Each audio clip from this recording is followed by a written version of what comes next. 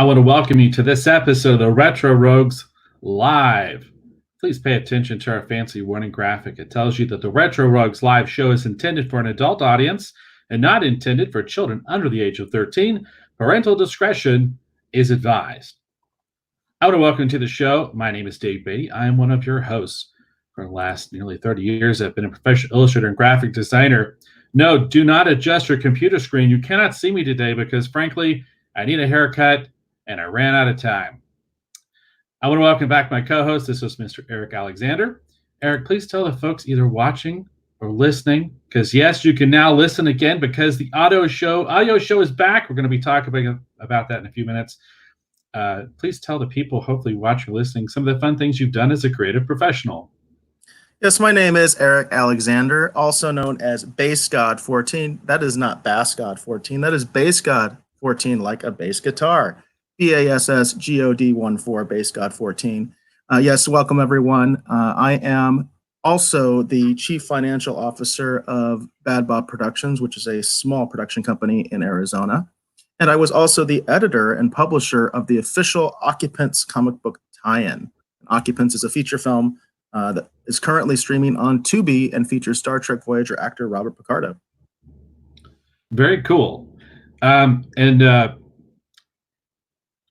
Well, I just had a bit of a brain freeze. I'm running on a little bit of sleep. I spent way too much time last night putting together the show notes for this episode. This is a good one, folks. This is a good one. I hope that you're watching, and I hope that you're going to listen. You're going to want to definitely tune in for our main feature segment a little bit later in the show. And at some point, at any point, we don't know when it's going to happen, we will be joined again by our special guest, Dr. Hugo Strange, live from his office in Arkham Asylum, where he's probably yet again being plagued by Selena Kyle's therapy cats. That's right. It happened in the last show. If you didn't see it, there was literally therapy cats climbing on Dr. Strange's shoulder during the show. So... Is that right, Dr. Strange? Is that what happened? Yeah, it's actually exactly what happened. All right, so there we are. Welcome back, Dr. Strange. We're happy to have you here yet again to provide your expertise and professional opinion on the Joker. Happy to be here. Are we talking about that Picard thing again? Yeah, I thought we were more interested in his professional opinion on Picard. But maybe I didn't quite understand the point of the show, so maybe I'm a little behind the curve there. I guess that is a possibility. So, well, I'll be honest, I forgot to watch it because I've been watching Ninja 3: The Domination instead. All right, well there you go. So we're going to start the show off again with our slightly, we're going to call it our augmented format. Eric, if you don't mind sharing my screen here just briefly.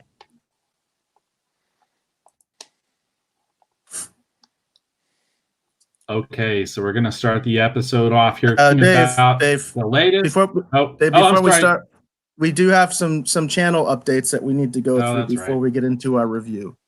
We do have a lot going on with the channel. Yep, it happens. That's why you got a co-host. Right. So anyway. Awesome.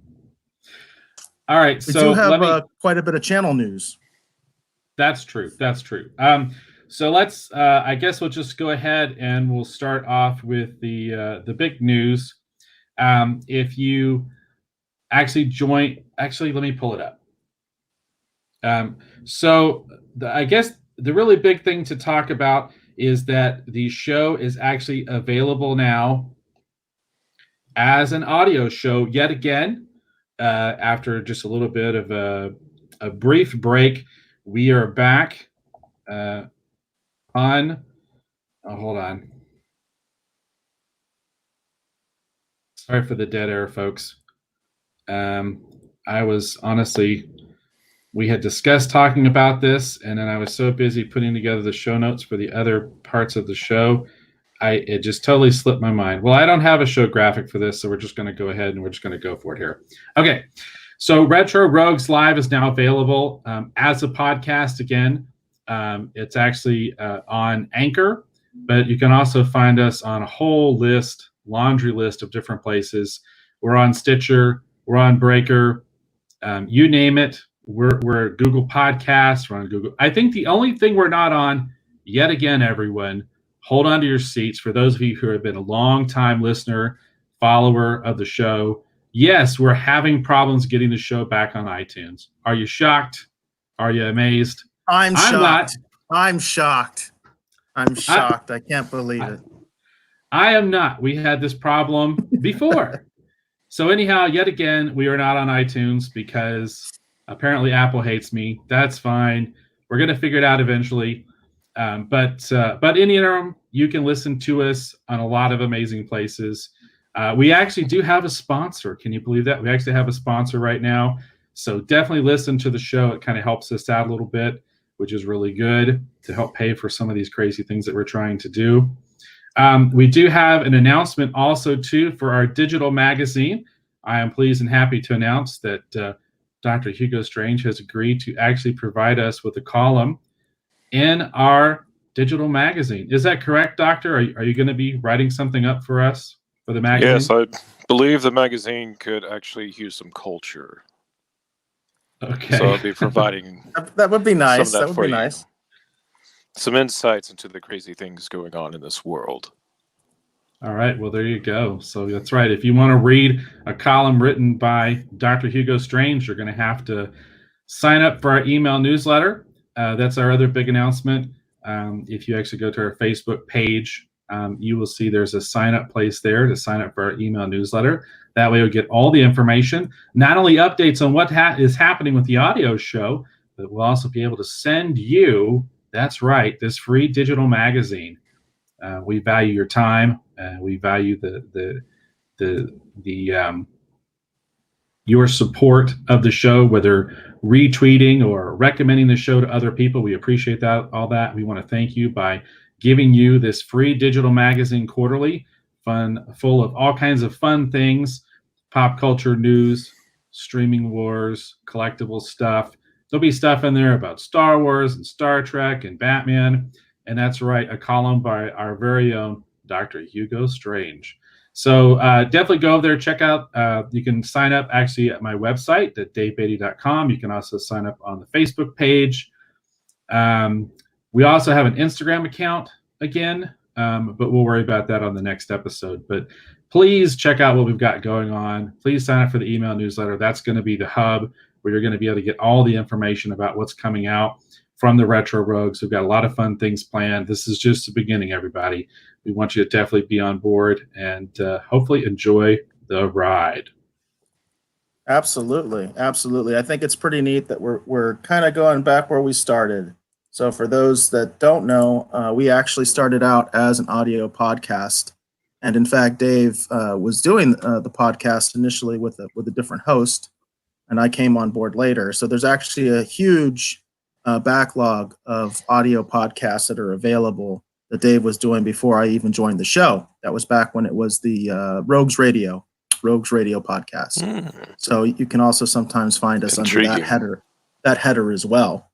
So if anybody's interested in that, I also put some links on my Twitter account. That's BassGod14, BASSGOD14, and of course on our Anchor account. And as you can see, the link below, www.davebeatty.com. That's kind of our central hub. So Dave has pretty much everything on there related to our various presence on YouTube, all sorts of different platforms. We're on Twitch, Twitter, YouTube, you name it right now. Yes, there's a lot of different options for those of you that want to enjoy the show as an audio show. And an interesting byproduct of the audio show is the audio show is actually going to be twice a week. Can you believe it? That's right. It's going to be twice a week. We're going to have an episode going live on Monday. We'll have another episode hopefully going live on Friday. And what we're doing is we're taking the live show here. So for those of you who are not able to basically hang with us for the full show, you'll be able to get the pop culture news, the streaming wars, probably some Star Trek stuff, Star Wars stuff. All those will be in one episode. And the second episode will be our main featured topic. So currently, if you listen to the show, we have one that's got the news segments. And then we have a second one that was actually part one of our Joker actor retrospective.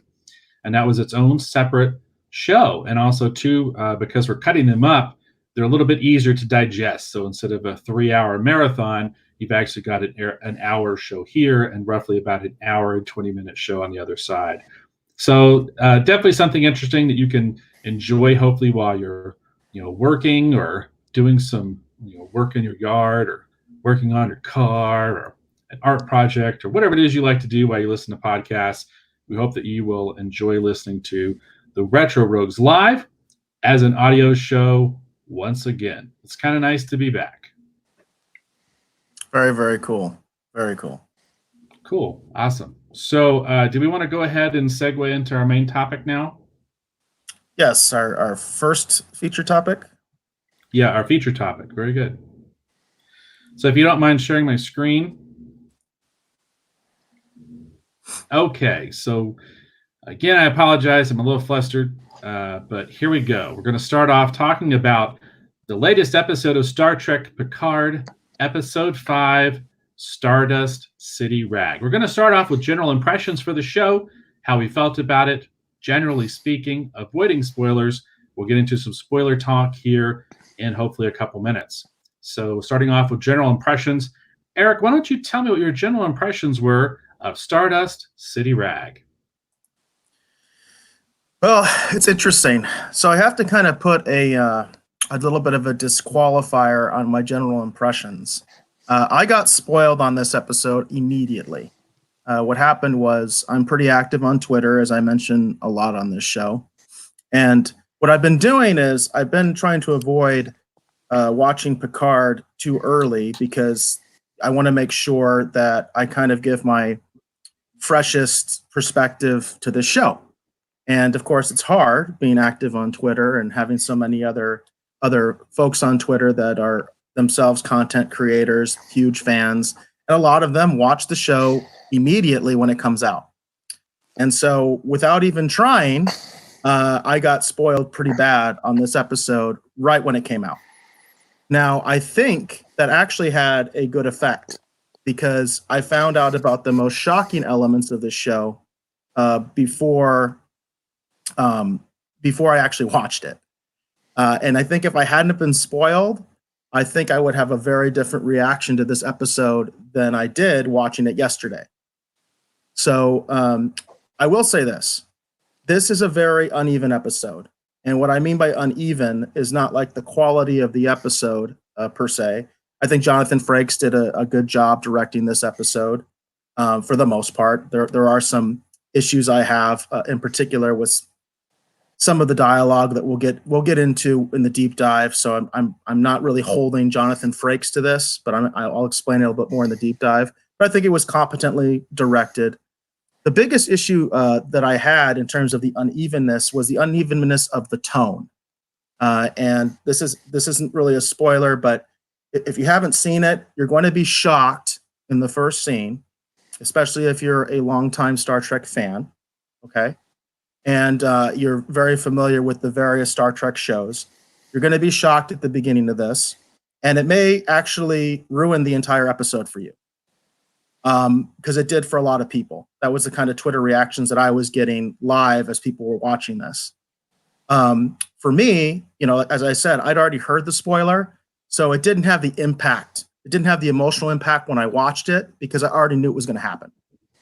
So the rest of the episode, I would say, is actually pretty zany and almost silly.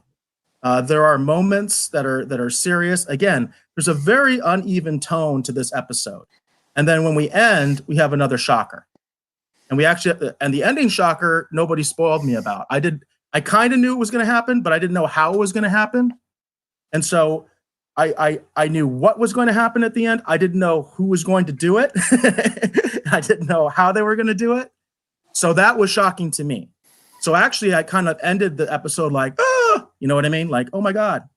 So that's kind of my general overall impression. I felt that the episode was very uneven in its tone, and it kind of goes from incredibly silly to super serious and dark and back again like a yo-yo. Well, here are my general impressions of this particular episode. I found it. Bobby's back, and he has an impression there. He said James Picard Howlett.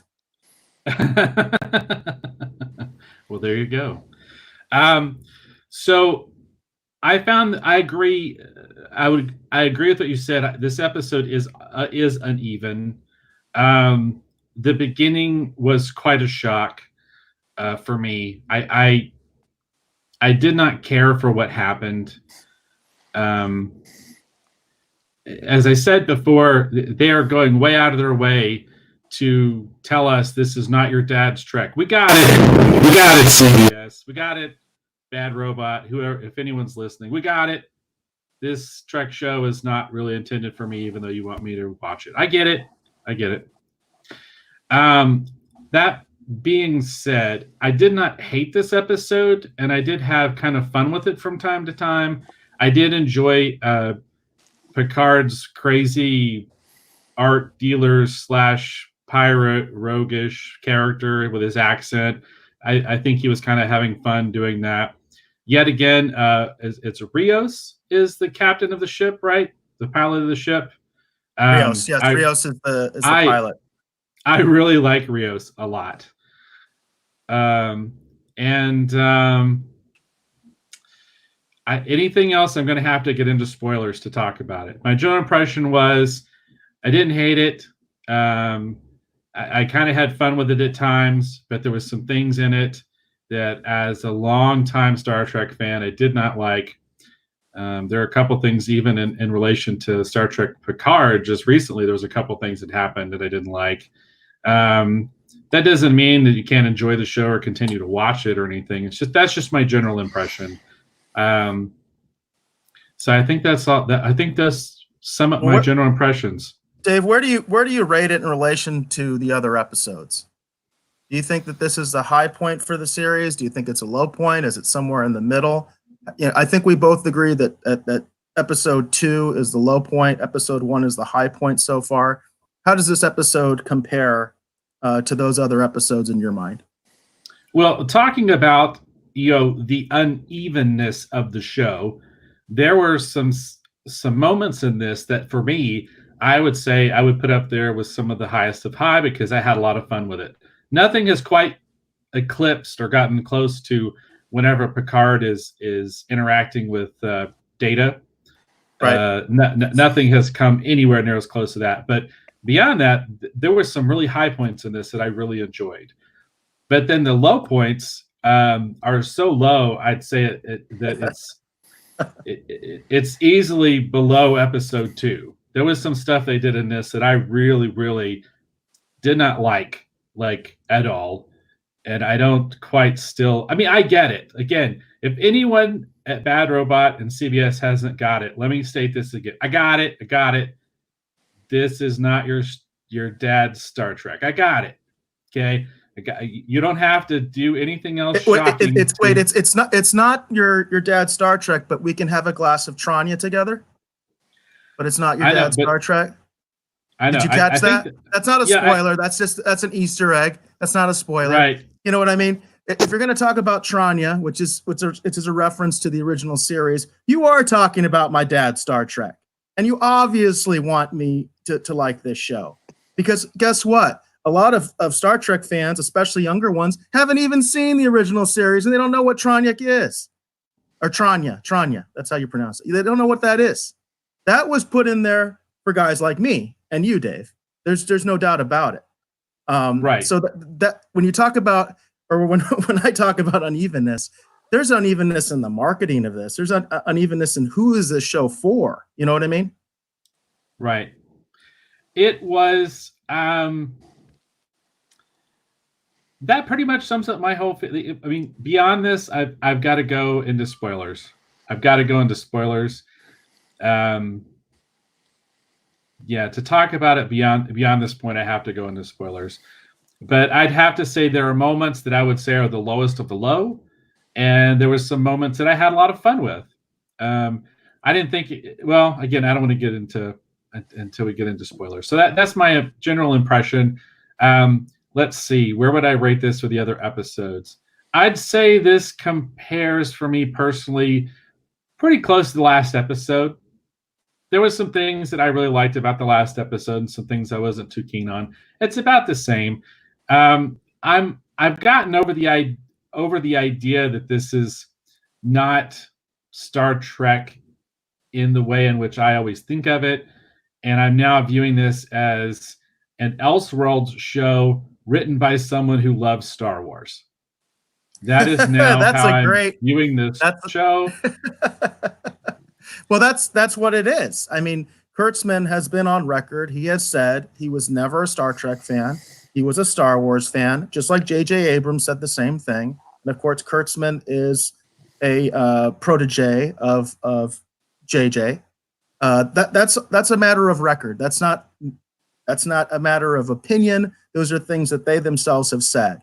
They did not like Star Trek. They were not Star Trek fans. They were Star Wars fans. So that's a matter of record. That's not necessarily a good selling point. No, it isn't. It isn't to hardcore fans, but it's the idea of getting quote unquote new fans. That's what they're trying to do. And of course, we've talked about the Ready Room, which is the after show that Will Wheaton does. And I actually I've been enjoying those. I've been watching those Ready Room episodes. And on the first one, Michael Chabon is one of the guests. And Chabon talks about this idea of trying to basically appease everyone. This is a show for everyone. It's supposed to be for hardcore fans and for people that never saw the show.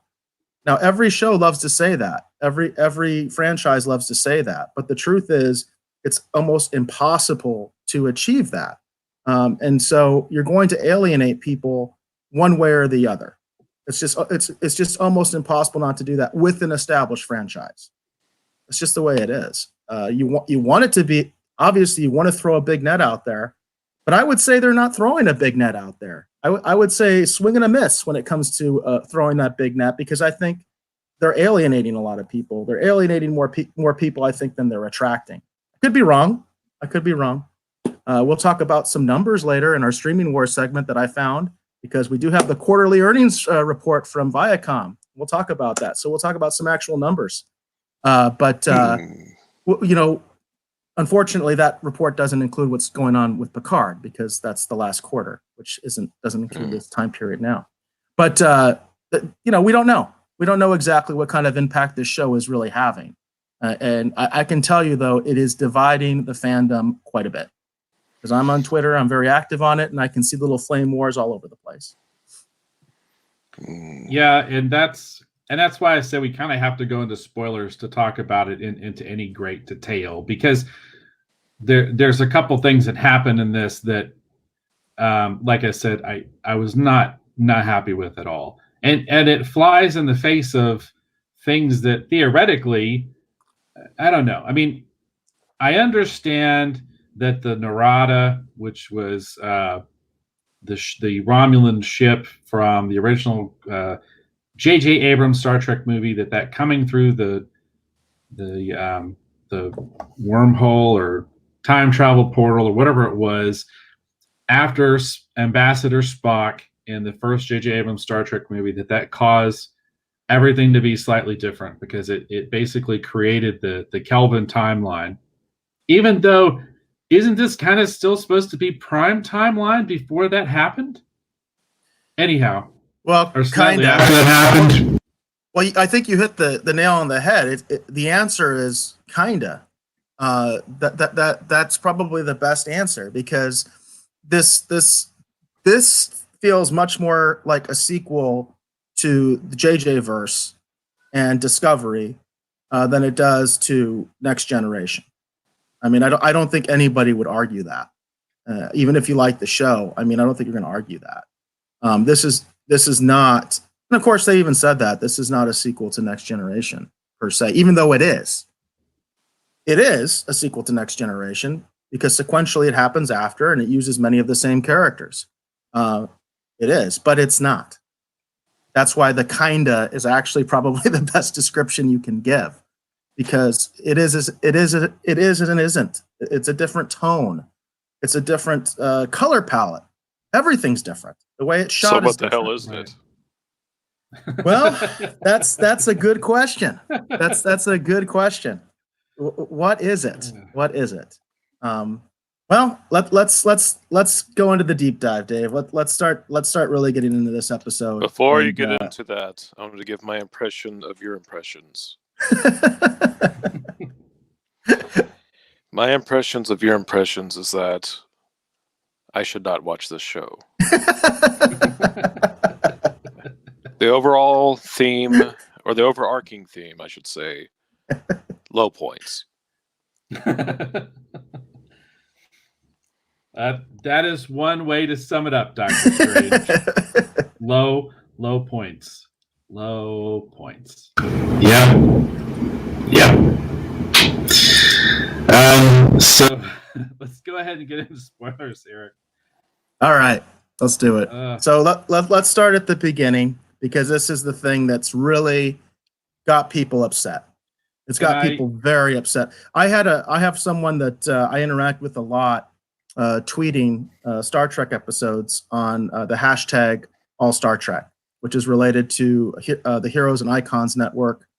They promoted a hashtag All Star Trek where fans could watch episodes together at the same time, because H&I is a broadcast network. So as the shows are coming on, people get on Twitter, they talk about the show, they comment on it, and there's a whole group of people there that are on there regularly, have great insights, great commentary. There's also some crazies in there. I mean, just like any other group. But yeah, there were people on there that said, you know what? I'm not going to be watching Next Gen with you guys anymore, because you know what? After this episode, I am not supporting Patrick Stewart ever again. You know? So we need to talk about Bold the beginning words. and this episode, the scene that is really upsetting hardcore fans. So, Dave, what'd you think?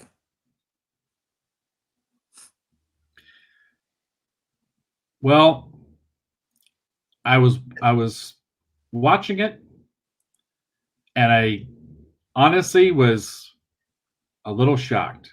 In the opening scene of this episode, again, this is a heavy spoiler-filled conversation. Icheb is basically killed. He is being cut apart without anesthetic for his Borg implants. We actually watched them cut an ocular eye thing out of his head. For half a second there, I thought I was watching The Walking Dead. This looked like something they would do on The Walking Dead. Complete with the torture with the little buddy comment. Yeah. And a little like, where's your ocular implant, buddy? Yeah. He delivered exactly the way I just said it. Yeah, and then I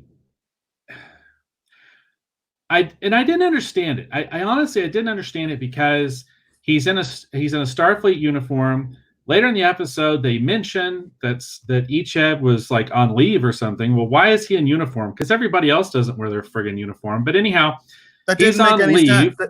That didn't make any sense at all. The only reason they put him in the uniform was to give us some additional shock value, because people like us, you know, we're actually like for Starfleet in the Federation.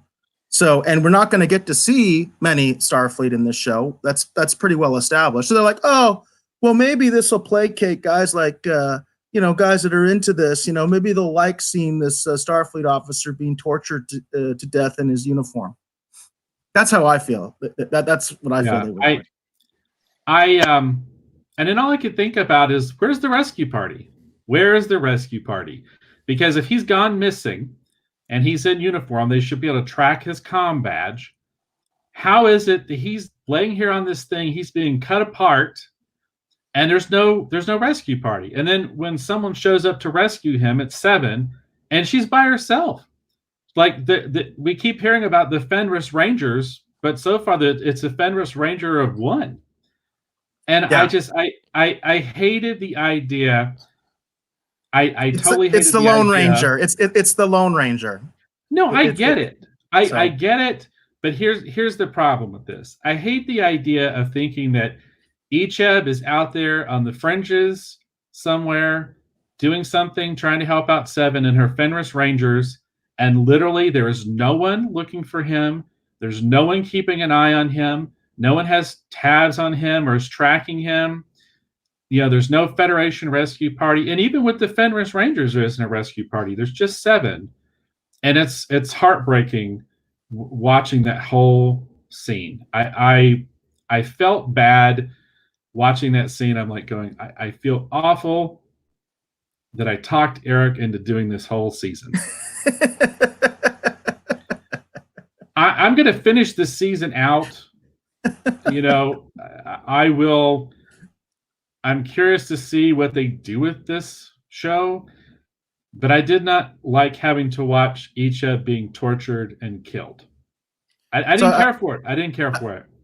I want to make a quick point here, okay? Because I think this cannot be stated enough, and we this needs to be addressed. First of all, that wasn't Icheb, all right? And what I mean by that wasn't Icheb is it was not Manu Ichi Ami. Ichi Raimi. I'm sorry, I'm butchering his name. But that wasn't the same actor, okay? And by the way, because I butchered his name, that's why I have it up there for people to see. This is Icheb right here, okay? Manu, all right? The guy who got chopped up, that wasn't Manu, okay? And for anybody that's interested in maybe some of the why and all that kind of stuff, it's all over Twitter. Manu did a wonderful interview with Orville Nation, who's a friend of the show. Go to Orville Nation, watch the Manu interview. He addresses the controversy that I think got him off, kind of off the A-list of Star Trek, if you will, and why he was recast. But I think it's important to note, because I want to give some love to Manu, because he's the one who made us invest into this character. Okay. I'm sure the actor that played him is a fine actor. I know nothing about him, but he is not Icheb. He is not the person that made us love Icheb. I would say Voyager is probably my least favorite classic Star Trek show.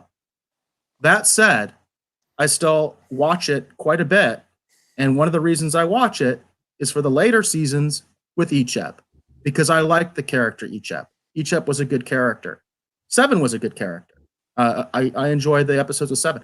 I actually enjoyed Kess too, which is kind of odd because a lot of people in the fandom, there seem to be either Kess or Seven, But I actually appreciated both of those characters. Tuvok I like too. The other characters, not so much. Okay, but Icheb was a great character. He was a reoccurring character. He brought a lot to the table, and that was Manu. Manu did all that. Manu did all the hard lifting.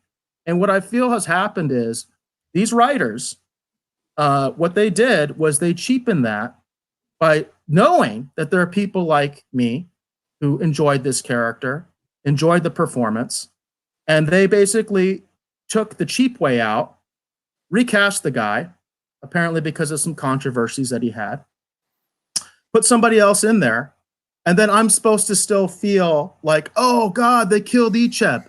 And now this is Seven's motivation for being the hateful, vengeful person that she is now, which she is. She's a hateful, vengeful person now.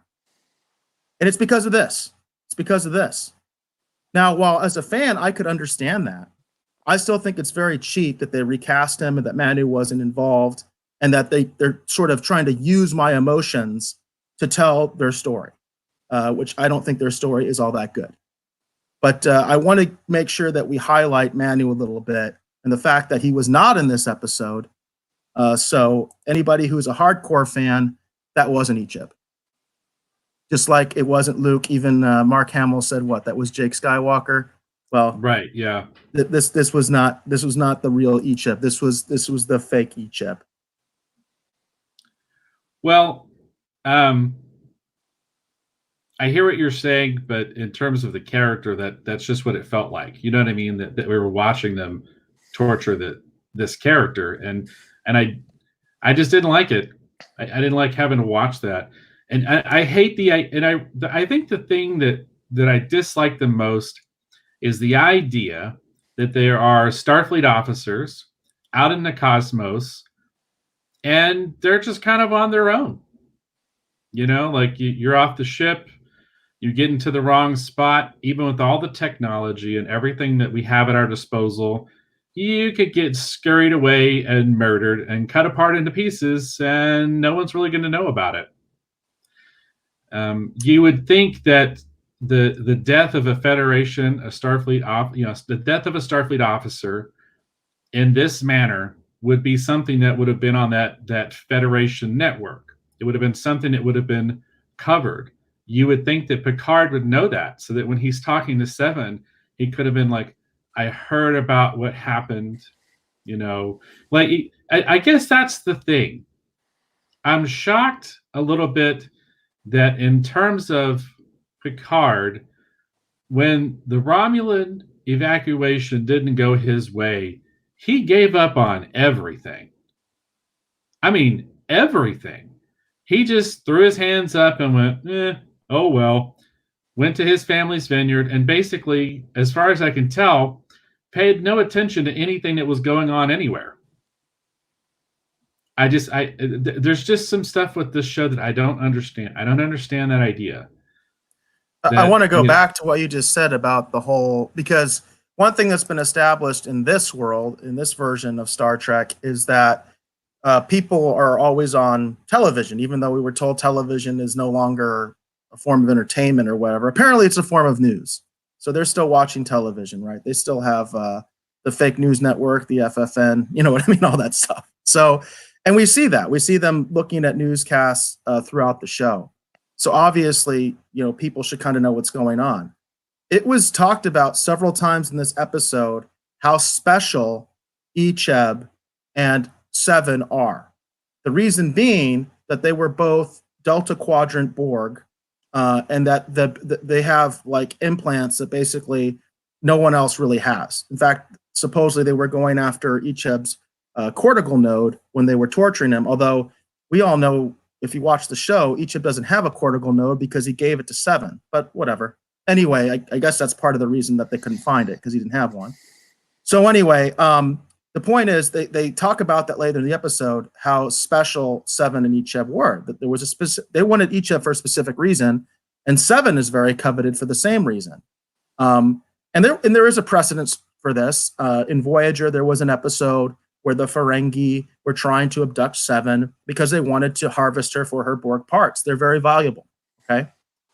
So in this context, like you just said, people should know what happened to Icheb, because Icheb was a Starfleet officer. He was this famous person who was one of the survivors of the Voyager. He was a liberated Borg. The only other person that had the story even close to his was Seven. And Seven is well known. They actually, later in the episode, they're like, oh, I heard of the ex-Borg Ranger, you know? So it's like, yeah, it doesn't make any sense. It's like even using their own continuity within the episode, it doesn't mash up. It doesn't fit. It's like a bunch of different stories kind of like mashed together, and nobody was really talking about this part versus that part and how they're supposed to flow together. It was just really, well, we should move on from this topic, because I don't know. I don't want to drone on and on about this episode because there's a lot of stuff in here that bothered me. Well, the episode, that opening, go ahead. Well, that opening scene it has polarized the fan base incredibly, and it's I feel like it was done deliberately. And then it's kind of funny. So the very next scene that we get, by the way, I don't remember if you remember this, but I did say that I thought that we were going to get some legacy characters that we didn't know. I just didn't know how we were going to get them. And we got two in this episode. Okay. So we got Icheb, which I think has a legitimate claim as a legacy character. He was in multiple episodes of Star Trek Voyager. They recast him. Then we get Maddox. We get our first scene with Maddox. We get to catch up with Maddox. Right. And they recast him. They didn't use the same actor for Maddox either. And so they recast Maddox. And now we find Maddox he's on the run because apparently we know about the synth ban, and we know Maddox didn't follow the synth ban. that he's still experimenting on since, because that was his life's work, which makes sense. That he was always kind of willing to do whatever it took. I mean, he was trying to dismantle Data when we first met him in The Measure of a Man. But Maddox apparently has gone kind of underground, and because apparently all the economics that we know about Star Trek were thrown out the window, Maddox has apparently enlisted a crime figure to finance his lab, and owes this crime figure money. And this is the person that's at is it Freeport? Is that the name of the planet or the city or whatever? It's called. I thought it was Freeport. I mean, I could be something like that. So yeah. So he has gone there because apparently this place is infested with the criminal element. She's not Orion Syndicate, at least that's not stated, which I thought would have been neat. I mean, that would have at least been a little bit of a kind of nice thing. We do have a comment, so we do have to go back a second because the comment's about the beginning. It says, this is from Katie. She said, it shocked me the first time the opening scene happened. It took a while to resonate. After rewatching it, the violence was hard but very realistic. Seven's soul broke when she pulled the trigger, in my opinion. I would agree with that. That's what they were going for. Absolutely. I think that's what they were going for, was that Seven's kind of, the Seven we know kind of died with Icheb. I think that's exactly what they were going for, and that's what the scene was kind of meant to convey. Because this is not Seven. This is not your Seven anymore. Your Seven died with Icheb because she was betrayed and all that kind of stuff, and now she's a different person. She's clearly a different person.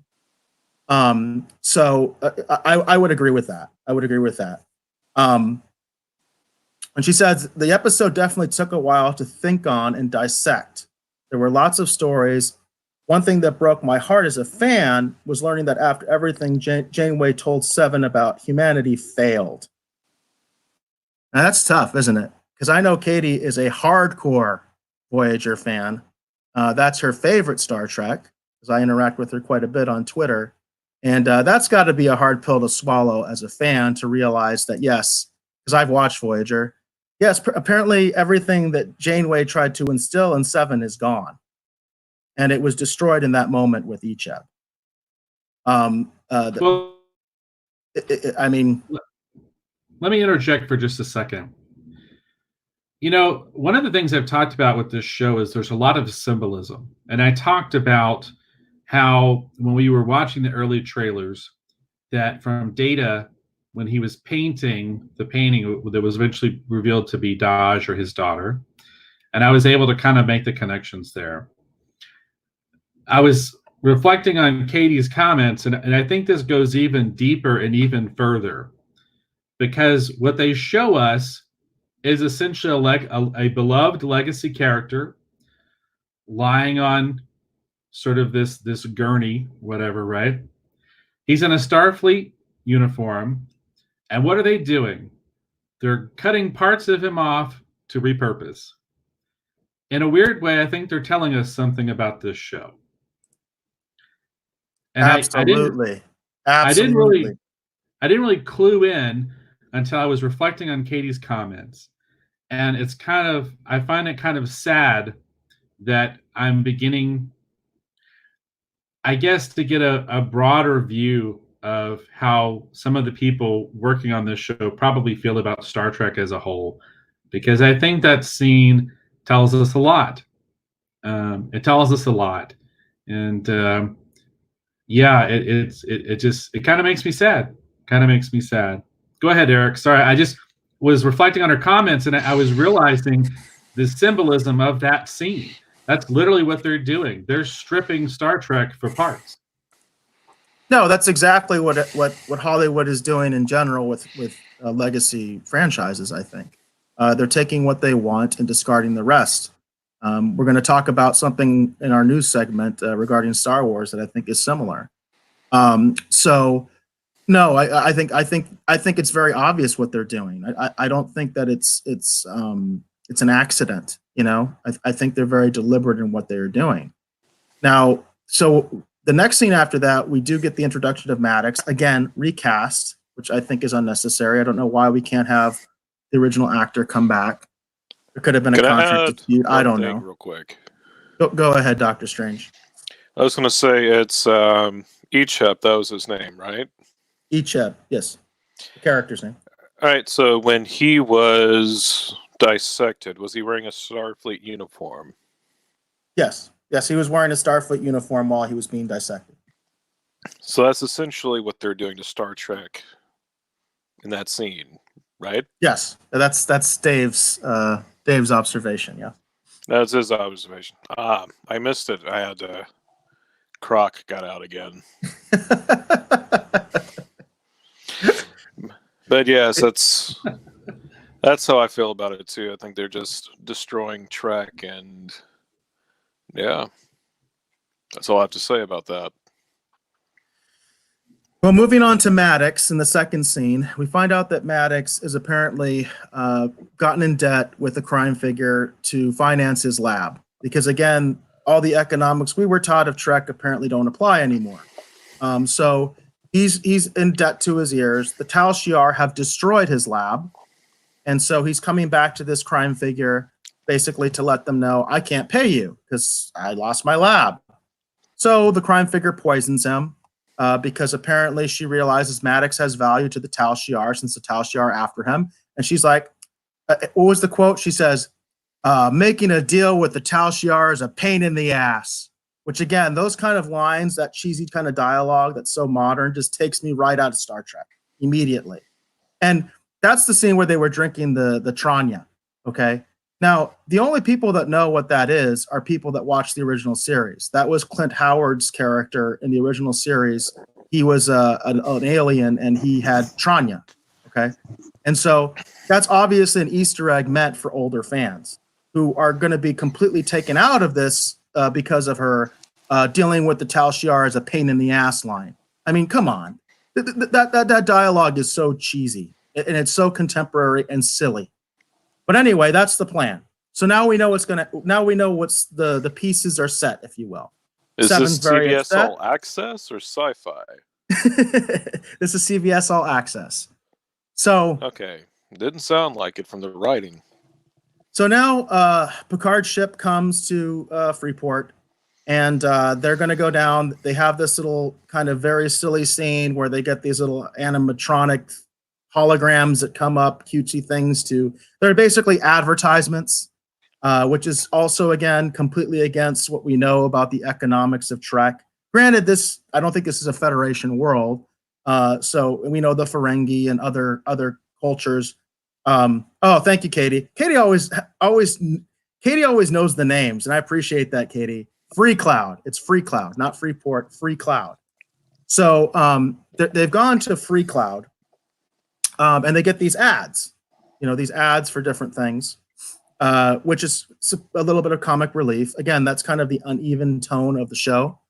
We have that scene with the scientist girl from the Daystrom Institute where she does the little rock'em sock'em robot thing and punches the robot, which is obviously what that was. That was a reference to. And now they're going to go. Now they're going to go to the planet to try to figure out how to find Maddox. And of course, Raffi apparently is like a master hacker because she was in Starfleet intelligence, which does make sense. And she basically finds, what's that? I was saying naturally. Naturally. Okay. But we do know she has a background in Starfleet intelligence. So she hacks into the system, to the net of Free Cloud. And she's able to determine that this crime figure has, in fact, sent a message to the Tal Shiar, and she wants to make a deal to turn over Maddox. So she comes up with this plan where they're going to use an intermediary to basically pose as an intermediary for the Tal Shiar. They're going to pretend that they're intermediaries. Now, what I had a big problem with was the way they explain this when they're in Picard's room, because they have the situation where his ready room now is basically Chateau Picard in the holodeck. So they're discussing this, And the way they discuss this plan is so convoluted because the plan is actually really pretty straightforward. But for one thing, they come up with like this weird term. I can't remember what it was. Like, Dave, I don't know if you remember. And again, I'm bad with these new names because I don't even want to remember them. But they came up with this term of what the intermediary was, which is like a splinter or a splicer or something like that. And it was like so confusing to me because I was like, well, what the hell is that? I've never heard that term before. And all it is it's just an intermediary. That's all it is. It's just someone that's going to be an in-between, a go-between from one party to the other in the underworld. And it's like they took like 5 minutes for me to understand that. And again, Katie's got the name. Katie, you've got a great memory. It's a facer.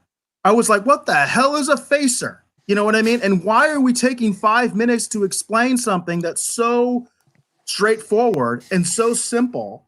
And that's when I was talking about earlier about direction and stuff like that. Because I don't want to bag on Jonathan Frakes. I've met Jonathan Frakes. He's a very nice man. I think he's a great director. But the thing is, with that dialogue, I don't know how else you could have made that scene any better because that dialogue was terrible.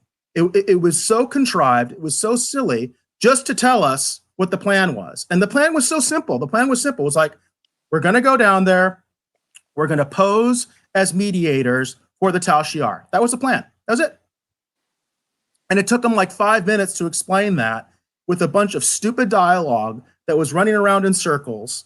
They even had that moment with Elnor, where he's like, he has that comedic relief moment where he's like, "Oh, you guys are lying," because we know Elnor, you know, his culture, his upbringing was absolute candor, like from the last episode, that he doesn't lie. He's not like other Romulans, and it's like he just kind of pops in and is like, "Oh, you're lying," and it's like, gosh, man, this scene is just like, to me, it was cringeworthy because it was just like, why are we taking so long for this very straightforward plan that you could have explained to me in one line of dialogue, you know?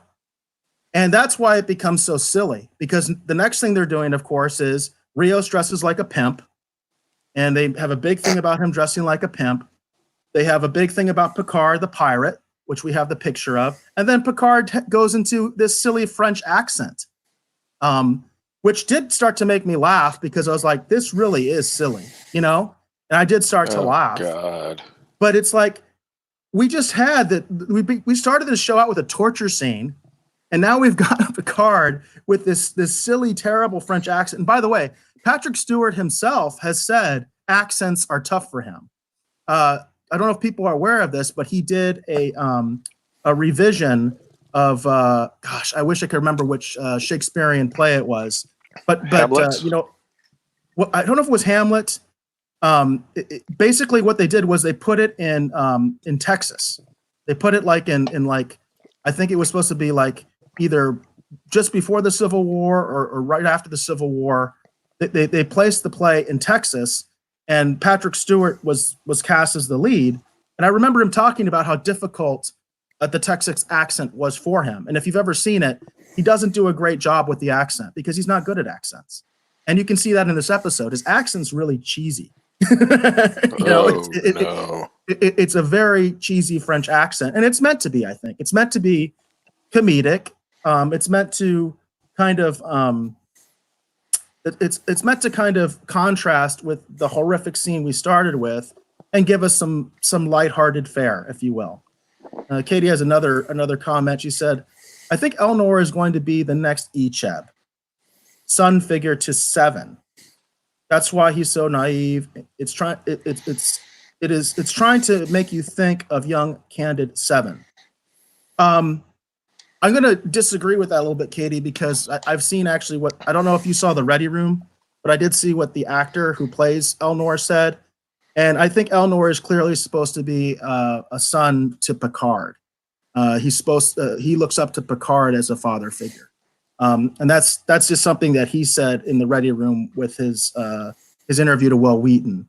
So I do kind of see the parallel of Icheb to Seven as far as what their journey might be, if you will. But this show, keep in mind something.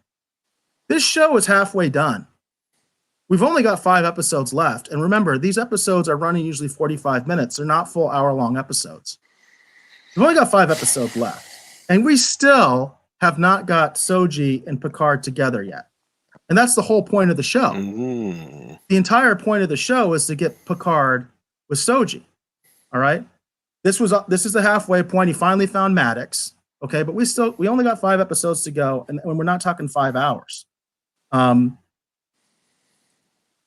Says, yeah, now I remember. Evan Evangoria talking to Wheaton. Okay, so you did see the Ready Room, Katie. So, yeah, so I think Elnor is supposed to be like a son to Picard. That's their relationship. It's like a father-son figure as far as those two go. But anyway, what ends up happening, of course, is they do go to the surface in their costumes. There's a little side story on this that I thought was a little weird. And Dave, you've been kind of silent, so I want your take on this because we've talked about Raffi before. What did you think about the little side story of Raffi's revelation of basically being a horrible mother and having an estranged son? Well, for half a second there, I was excited because it seemed like she was about to beam off the show. Oh boy, that I was, and literally in my heart of hearts, I was like going, "She's out of here. She's gone. All right, good." And then we get the scene with her son, who's with the Romulan lady, and she's pregnant, and he doesn't like her because his mom abandoned him. But you know, I get we're doing the whole substance abuse angle with Raffi. I get that. I'm going to be honest with you. It just felt like we were just marking time until we got back to the main story. And then, of course, eventually she shows back up on the ship at the end of the episode. I'm hoping that eventually we see more of her in an adventurous role and not quite so, you know, this all sucks. Leave me alone. I'm here for my own personal interest. I don't know. There's just a lot of things about this show that's been bugging me. And here's the shocking thing, okay? Here's the shocking thing. I think I like Discovery better. I think I like Discovery better than Picard. I mean, we got 5 episodes for them to turn me around. I read some rumors on the internet that the Pike show is being heavily talked about. There's some rumors floating around that it may be the next Star Trek show. So maybe after season 1 of Picard is done, Eric, we can hopefully look forward to a Pike show. Maybe a Pike show will be better. Because I'm telling you right now, I find myself going, I think I'm ready to go back to Discovery now. Oh boy, that's how I'm feeling about it. But for half a second, I was excited. I was like going, Raffi's off the show, rock on, and then she's back. So that's how I felt about Raffi's side story. It was like, well, hell, she's back. Whatever. I think what we're setting up, and this is a prediction, we'll see if it's correct or not, but because of what the actress has said and as far as why she got involved and what she's trying to accomplish, I think she's going to relapse. I think that's what that was supposed to do. That's going to be a setup for the relapse. So you heard it here. That's my prediction is that we're setting up a relapse for Raffi, and she's going to do something really stupid because she's back on the hookah or whatever it is, the snake oil, whatever they call it, the snake weed.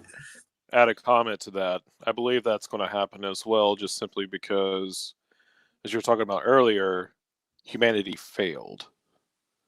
So I guess they're exploring the failures of humanity in this show. I mean, that's what I'm gathering from how everybody's talking about.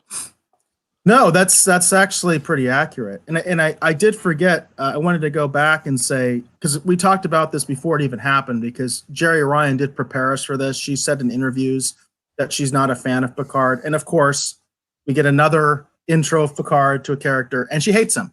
And she thinks that he's an idiot. And, you know, it's like Picard, again, you just, we're talking about human failings. It's like now we're being told Picard is just a total failure and everybody hates him. Everybody who meets him thinks he is a jerk and that he is responsible for everything when he's not. And again, it's kind of like the problem is that the writers are not even following their own continuity. They're not even following their own setup in the story, because Picard is not responsible for any of this. Picard was the one person trying to help the situation, and he resigned over this, and everybody knows it. And he was just in a broadcast on FNN, you know, the fake news network. He was just on it talking about, you know, the fact that this is why I left Starfleet. So everybody should know. And everybody does know every time. And that's the other thing. One thing that I thought was kind of silly about this was Picard goes down in the outfit that we can see pictured here, which for listeners, if you haven't seen the show, Picard is wearing a beret and he's wearing an eye patch. Okay. And he goes down with his French accent, and he's supposed to be, the idea is they're going to trade Seven for Maddox. Okay. Because Seven has all those beautiful Delta Quadrant Borg parts that are very valuable. So they're going to trade Seven for Maddox. And so they come down and say that that's their deal. Picard is negotiating.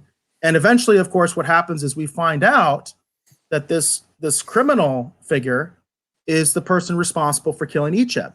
She was the one that was directing this operation to harvest Icheb. And she was, you know, Seven and her have a history. And apparently this woman actually kind of betrayed Seven. Like she pretended she was going to help Seven, and she betrayed him to get to Icheb. So they have a history. Let me ask so I seem to get the subtext from the interaction between Seven and this other character that the betrayal, while, you know, Icheb was murdered essentially by this character at their direction, I also kind of got the feeling that maybe there was something else going on between these two. Was that just me? No, I think that there's kind of like that. She seems deeply betrayed, right? Yeah. So yeah. It does seem that it's, if it wasn't a deep friendship, it could have been a little bit more. Yes, I definitely feel that there was something. It's personal. It's very personal between the two of them. You get that. You get that in the dialogue and in Jerry Ryan's performance. That this is a personal situation. She's taken this very personally. Now she does say what she says is, of course, that Icheb was like a son to her. In fact, Seven calls Icheb her son when we didn't even mention this. She actually mercy kills him. We didn't mention this. She mercy kills him. She kills him, literally, because he's in such pain and is going to die anyway, apparently. So that's what she says. That's why she hates this person. Katie mentions with Picard, he's wearing an eye patch on the same side of the eye that Icheb's eye was taken out. How sentimental. I didn't catch that. I don't know if that was intentional or not. It might have been intentional with the writers to do that. To maybe, I don't know. That's one of those things where I think they think they're being clever, maybe. But I don't think it has any other significance, because I think as it was depicted, Picard was the one who just picked where to put it and all that kind of stuff. And anyway, we get to this point where they're going to do this deal. We find out that Seven and this lady, this criminal kingpin, have a history. Seven's obviously very upset, very vengeful. She gets into a position where she can kill this criminal crime person. And Picard is like, no, like Picard is still trying to be Picard and say, this isn't right. Vengeance isn't going to get you anywhere, that kind of a thing. Kind of putting a little bit of that old style Trek in this episode and say that we shouldn't do this. And so ultimately they decide not to do this, and they decide to just leave with Maddox. They leave with Maddox. They get back up to the ship. And once they get back up to the ship, it turns out that Maddox is in very bad shape because Maddox has been tortured. They put him under care because they have this automated system that can care for him. Interestingly enough, the EMH isn't really around. The EMH doesn't pop up until later. As you mentioned, Raffi comes back to the ship after having this terrible experience with her son. It didn't really go anywhere. And we're left with Maddox and the scientist from the Daystrom Institute, who we found out apparently had a romantic relationship with Maddox. There was a scene where she was reviewing some, like, basically home movies of her and Maddox, and they kiss. So apparently they had a romantic relationship. Now, this was the scene that I didn't really know about. I knew Maddox was going to die, but I didn't know how or why, because that got leaked to me about Maddox dying, but I didn't know how or why. And so this is the shocking end to the episode, is she kills him. She kills Maddox, and she mentions that she wished she didn't know what she knows, which we can assume means that the head of Starfleet Intelligence, the Commodore, showed her something about what Soji's going to do. So we now know that we have essentially a sleeper agent in Picard's crew, and she murders Maddox, and that's basically the end of the episode. And I was pretty shocked by that. I knew Maddox was going to die, so I was waiting and was like, "How's he going to die?" I thought he was just going to die from his injuries, and I was a little bit shocked that he was murdered. And apparently now we know there is a sleeper agent on Picard's ship. Did you have any reaction to that, Dave? Yes, so much for the funny comic relief doctor character. That came to an end real quick. You know, Katie's got some comments over here. If you would put those up and let's go over them. I'm doing them in reverse. Okay. So I can't pronounce that name, Katie. That's the criminal figure, I believe. But Jazel manipulated Seven into thinking she was good. She was probably Seven's first female friend outside of Janeway, and that is why the betrayal was so deep. She used Annika's human innocence, and that is telling, by the way. I forgot about that she doesn't call her Seven, she calls her Annika, which is kind of weird because Seven, even now, doesn't use Annika as her name. Everybody calls her Seven. Even on the ship, Picard calls her 7 of 9 the first time he sees her. So that is telling, and I think that kind of alludes to, Dave, what you were talking about, the fact that she says Annika instead of 7. Right. Keep calling her Annika. But this is the main comment I wanted to highlight. It says, I don't think the relationship with anything else. However, where in the heck is Chakotay and Janeway? Don't make them villains. They would never have allowed Seven to be down on the path she is. And I agree with you. I agree with you, Katie, because that's not the way that was not the relationship they had in Voyager at all. And that's kind of the thing I wanted to bring up. Having watched Voyager, we know how much that Janeway sacrificed in order to make sure that Seven had a better ending than what she would have had Janeway not intervened. So the whole time I'm watching all this stuff unfolding with Seven, I'm going, okay, so the Narada going through the time travel thing and them going after Spock caused this too? Like, how is... And that's kind of my thing with this show. It's like, there's no general through line that tends to make sense, because all I could think of was the same thing. It's like, well, where's Chakotay? Where's Janeway? I mean, when we saw Seven and they were rescuing Icha, if Janeway had been with Seven and she would have been a Starfleet admiral, and then Seven could have been in her Fenris Ranger outfit, that would have been an interesting scene. And then we would realize the Federation had been looking for him and that they hadn't just left him out there to die. And we could have seen the heartbreak, and it would explain maybe why Janeway has had to take a little bit of a step back. But we don't. That's the thing with this show. They're just shocking us with stuff. They're not.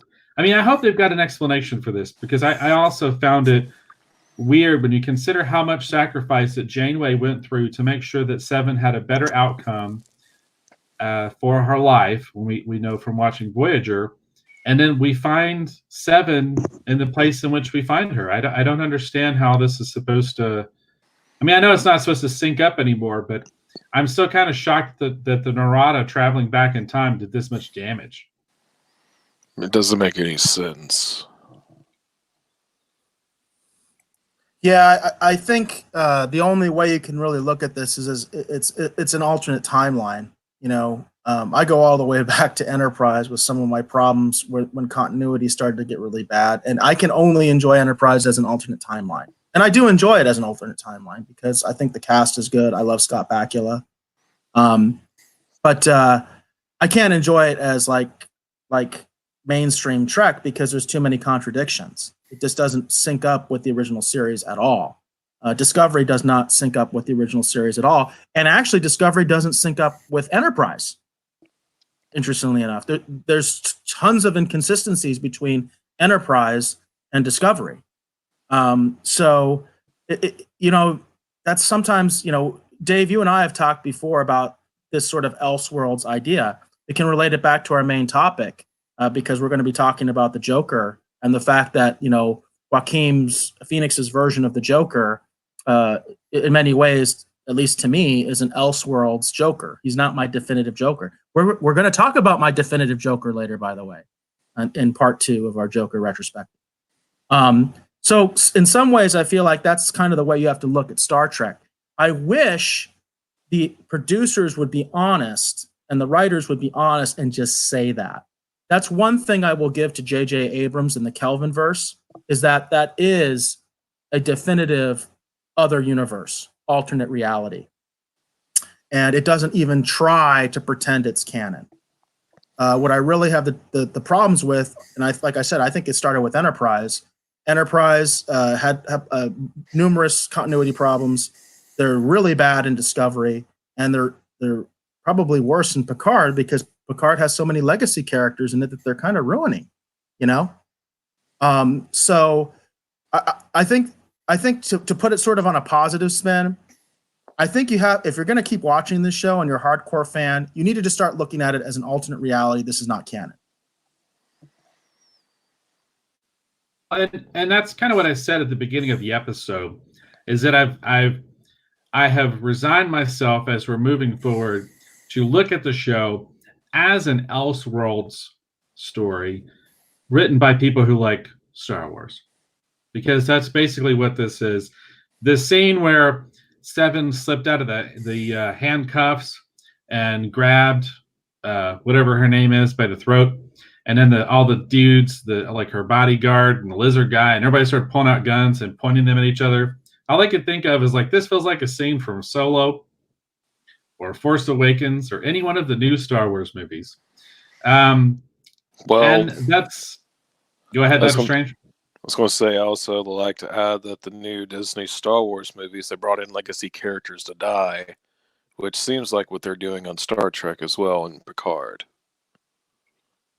It does seem to be that way. Tell us, Dr. Strange, are you probably more of a Star Wars fan than a Star Trek fan? I'm kind of getting that vibe. Yes, only because I have very, very strong relations to the dark side. Interesting. So I like I said, let me talk about the few things I kind of liked, because I'm feeling kind of bad for having convinced Eric to do the whole first season of Picard now. Let's see. I kind of liked all the weird outfit stuff in the space bar. I thought that was kind of fun. It was kind of silly at times, but I thought it was kind of fun. I really like Rios. I really, really like Rios.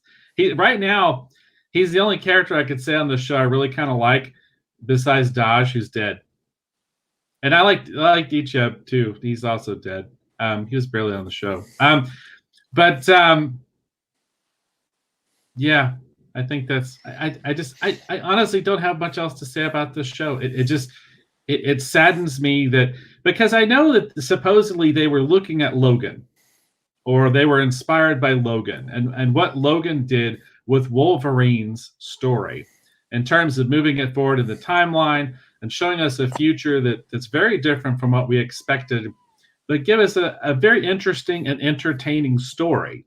I don't feel like that right now. We're getting a very interesting and entertaining story. We're just getting some weirdly shocking. Oh, I see the therapy cats are back. Weird, shocking stuff, and I don't know how to feel about it.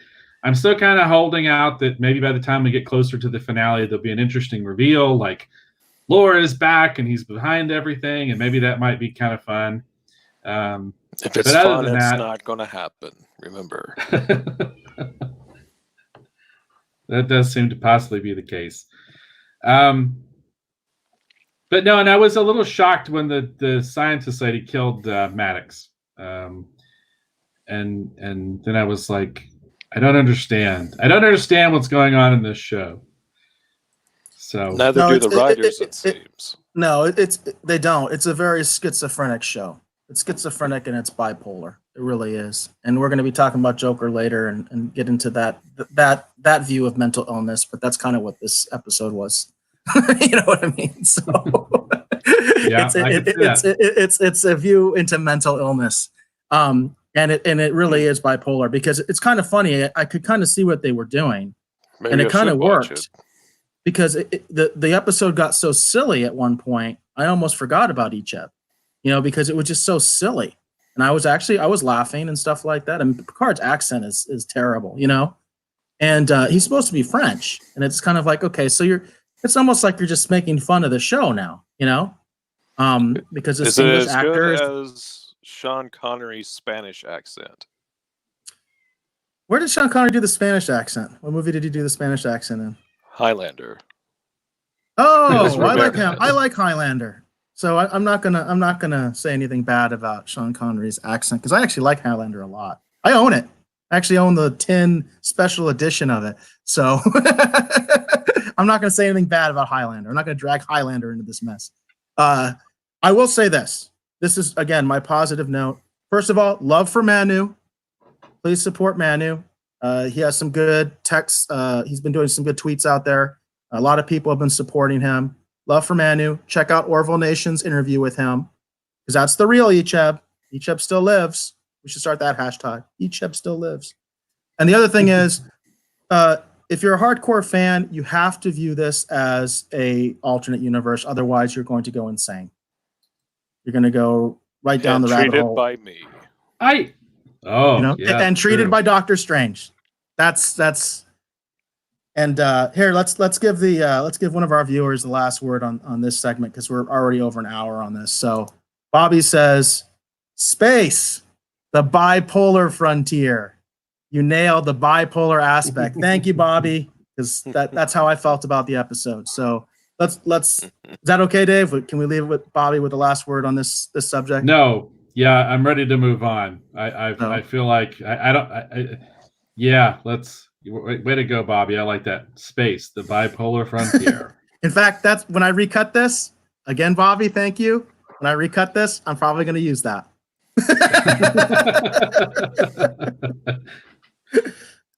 Awesome. Very cool. All right. So if that's good, let's maybe talk about some fun things for a little bit. Oh, there's so much news, Dave. There's so much news. The trick is going to be not to have this be a 4-hour episode. That's going to be the trick. I had to actually be very selective about what kind of things I wanted to talk about in the pop culture news segment for this episode. I picked 2 things. I'm only going to go with 2 because I feel like if these 2 topics are going to start discussions in and of themselves. Well, Dave, Dave, we do have some breaking news because a lot of times, you and I sometimes will talk about things over the course of the week, but there's some breaking news that happened today, and I don't know if you saw it, but I think because it's breaking news, we should hit it first because it just came out today. Go right ahead. So I've got to find it first. This is not a spoiler. This is news. So it's Indiana Jones news. Have you been hearing the Indiana Jones news? I've been seeing some things about it, but I honestly haven't been paying too much attention to it. Well, this is big, so prepare yourself. This is a Variety article. See the headline? and for our listeners, this is a Variety article. This is dated February 26th. Today, Steven Spielberg will not direct Indiana Jones 5. James Mangold in talks to replace. Exclusive. Breaking news. What do you think, Dave? Steven Spielberg, apparently, I read this article. He is still attached as a producer, but he has pulled out as director. Well, shocking, right? Yeah, I'm a little surprised at that. I hadn't actually read that. Now, James Mangold's a great director. I was just talking about Logan. I actually quite like the Wolverine. I did not get a chance to see Ford v Ferrari yet, or Ford versus Ferrari. I heard really good things about it, and I wanted to see it, and I haven't had a chance yet. But he is a great director, so I think they picked someone who could do a good job with it. I would just assume that for Steven, there was a lot of negativity associated with, was it Kingdom of the Crystal Skull or? Yes, that was the one with Swinging Monkey Boy. Yes. There's a lot of negativity with that film. By the way, I don't have the article queued up, but Steven Spielberg and Harrison Ford threw George Lucas under the bus for that, by the way, which I thought was really silly and kind of classless. They basically blamed George Lucas for Crystal Skull. Well, that's not fair. Sometimes you got to take a swing at your friend on the way out the door, I guess. No, I think if Steven Spielberg is going to step down, I think James Mangold is a good choice to replace him to do the film, and maybe it'll be the shot in the arm that Indiana Jones figuratively and literally could use. So, I don't think this is necessarily a bad idea. I like James Mangold, so I to me this seems like maybe if Spielberg doesn't want to do it, he does seem like a good choice to replace him. I'm just going to say it straight up. I think that Indiana Jones is going to die. Harrison Ford just wants to kill off the character. That's what this is all about. They're going to sort of pass the baton to a young Indy. I'm making the prediction now. I'm calling it out. I think this is part of why Steven Spielberg's not doing it. If you read this article, Steven Spielberg basically says he wants to pass on Indiana Jones to the next generation. We're talking reboot. We're talking remake. We're talking all that. So you're hearing it from me. I'm making the prediction.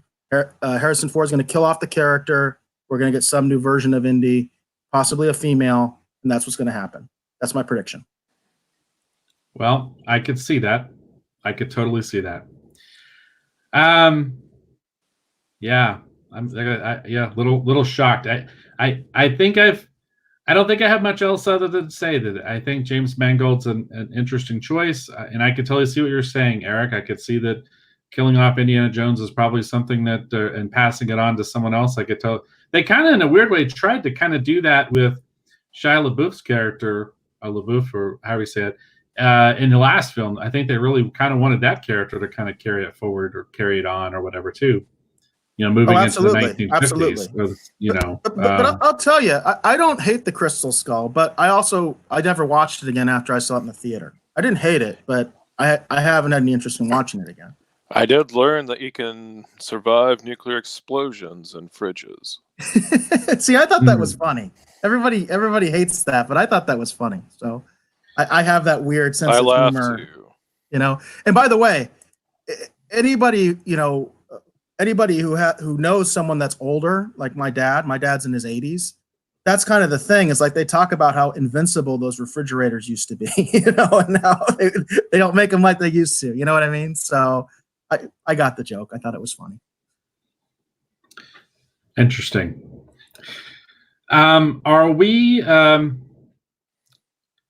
okay? Do you mind if I let me get this over here, actually to my other screen? And if you don't mind, if you'll get this over here. Hold on, I'm having an issue getting this set up.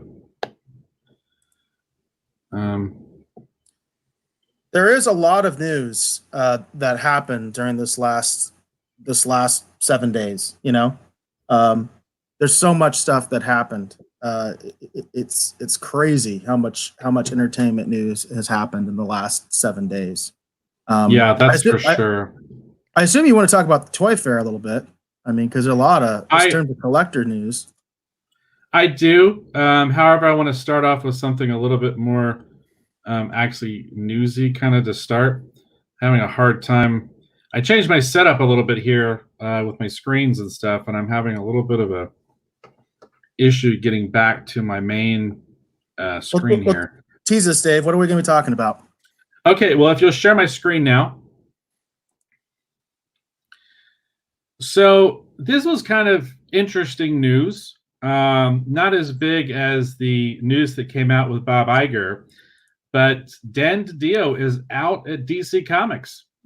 Dan Didio, for those people who are not familiar, was actually the co-publisher of DC Comics. He's been there actually for quite some time. He actually was my boss at one time. That Dan Didio has basically stepped away from DC Comics. There's all kinds of interesting theories and rumors swirling around why Dan Didio is out.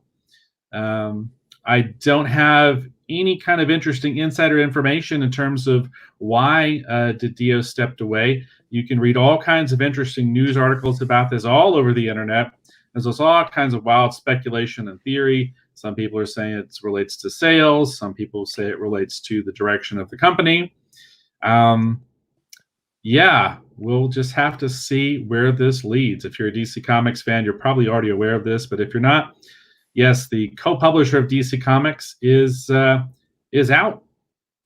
And I just thought that was kind of interesting and something worth bringing up. Well, we did talk about this during the week a little bit. And there's some interesting rumors that are swirling around, particularly in regards to 5G, right? That's the latest DC publishing effort. That's the new 52, if you will. Yes, the new 52. Right. And I told you, I think that's going to be a disaster. I think that has disaster written all over it. So I wonder. I just have one thing to add to that.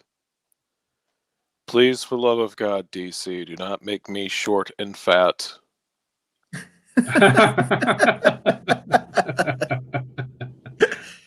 I don't know what the plans are for Doctor Strange in the 5G. There was an article. I don't have it queued up. Internet service. Well, that's 5G sounds. As everybody, I think, viewers of our show should know, and listeners now should know that AT&T, of course, owns Time Warner and owns DC Comics. Okay, so there doesn't seem to be any coincidence that DC is calling their latest thing 5G, which I think is beyond cheesy. You know, I mean, that's corporate sellout stuff 101. So they're going to call their new characters 5G. For instance, the son of Superman is going to take over Superman, because Superman has a son. I believe the son of who's the president of Wayne Corps, the Morgan Freeman's character. Yeah, it's Lucius Fox's son, who at one time in the New 52 was Batwing. There's a theory going around that he will likely take over the role of Batman. And he's going to be Batman, the new Batman. Right, and then there's all sorts of weird stuff, like Captain Cold's son is going to be the Flash. I mean, there's like really weird stuff in that. I'm just like, this has disaster written all over it. Nobody wants this, you know. And so the rumor is, and I know, Dave, you said that you don't put stock into this, but the rumor is that if 5G collapses, which I think it will, AT&T is just going to sell off DC Comics and just be done with them, and possibly even just bury the brand. By the way, I don't think that means they're going to sell Batman and Superman. I'm just saying they're going to get rid of comics. You know what I mean? That's the rumor. And I'm very concerned about it, and I feel like the writing's on the wall, unfortunately. And I consider myself a DC guy, and I think that would be terrible if that happened. Also, with this, go ahead, Dave. You know more about the industry than I do, especially at that level. So give us some insight. Give us some comments.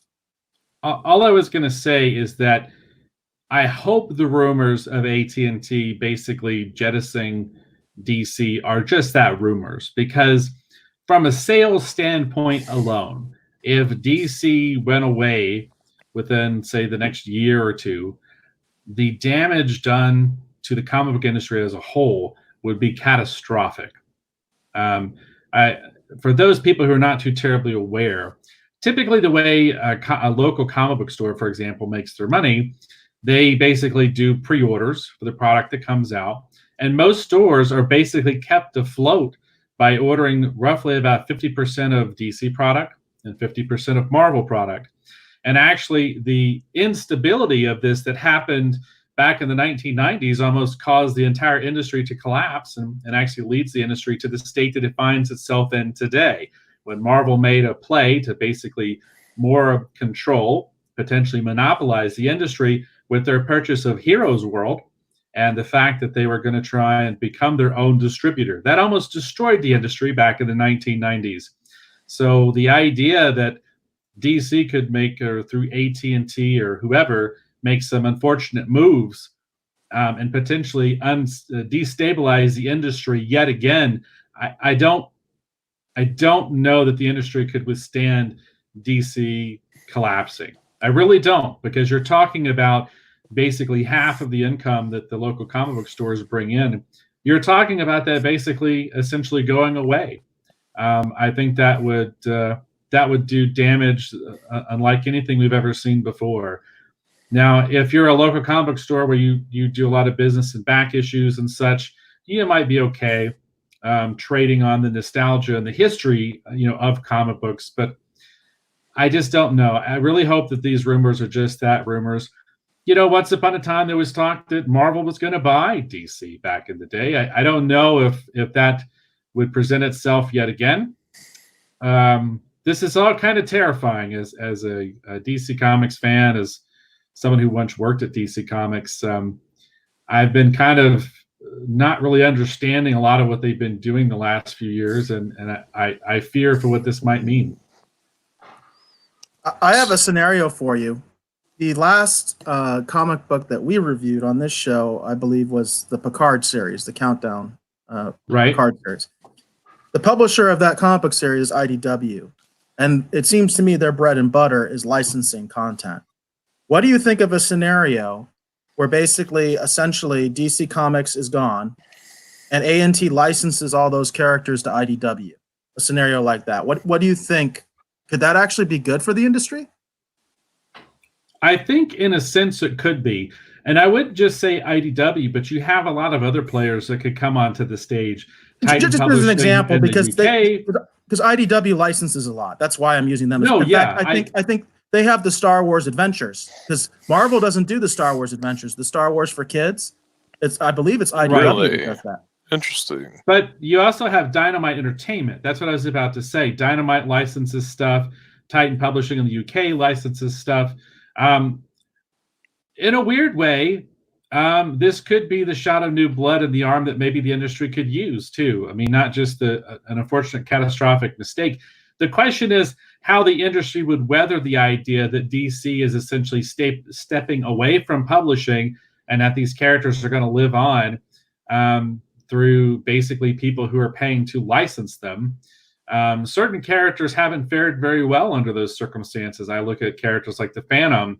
The Phantom is basically kept alive because King Features basically has it licensed out to different publishers, all across the globe, basically. It doesn't. Well, it'd be interesting. It'd be a little scary and interesting. We'll just have to kind of see how this unfolds. You're right, Eric. That scenario could actually be maybe a good one in the long run. It would bring a lot of new talent onto these characters. It would afford them the opportunity to do some things with these characters that probably desperately need to have happen anyway. May not be a bad thing. We'll just have to wait and see. We'll just have to wait and see how this all kind of unfolds. Absolutely. And of course, AT&T. I have something to add as well. The thought of being in the Marvel universe is quite intriguing. There's many more things, many more people to psychoanalyze. But again, also terrifying. There are more cosmic threats there that I am not equipped to handle. That's I an can see interesting that. observation. I could see that, yeah. Although I will say this, there's been rumors circulating all over the place that Marvel Publishing is going to stop too, that Disney's going to get out of that, and that, for instance, the Star Wars Adventures that I talked about is a test run for that. That's why Marvel's not doing this, the Star Wars for kids.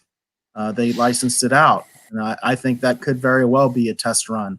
So I think that's the issue you have right now is Disney and AT&T are huge right now, and they're huge in the streaming wars. We have our streaming war segment coming up pretty soon too, and they're huge in the streaming wars. So they're up to their neck in that. Do they even want to deal with publishing at this point? It's a fair question. Yeah, it's and also too, there's a Spider-Man title. I can't remember if it's IDW. I think they might be the ones that are publishing. They're actually publishing a Spider-Man title, I believe, as well. So. And by the way, that was the last thing we reviewed, by the way. I was wrong. We reviewed Spider-Ham. That was the last comic book we reviewed, and that's a Marvel comic. We reviewed Spider-Ham. Right.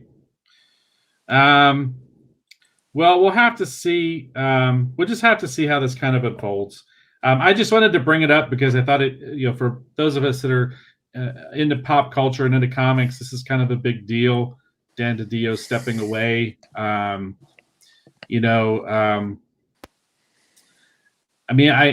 guess, we're just going to have to see. We're just going to have to see what happens. I don't have a huge read on this beyond the fact that I was a little surprised by it.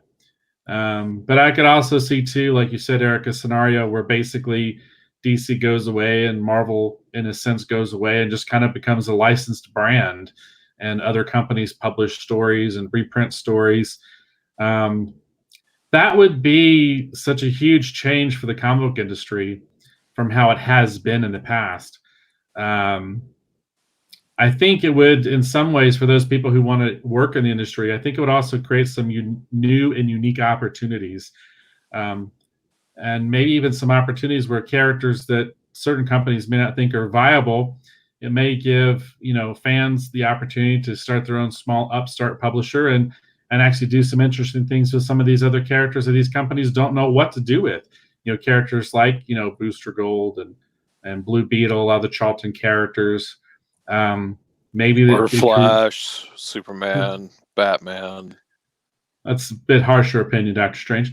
But no, yeah, I guess we'll just have to wait and see. Yeah, I think you're right. Yeah, that's the bottom line. Just have to wait and see. So, we ready for another news item? Yes, I am. So you said that. Well, I want to talk about the toy fair a little bit. Let's talk about the toy fair a little bit because there was a ton of cool collectibles that came out of the New York Toy Fair that was this weekend, and this is the number one. This is what it's all about right here.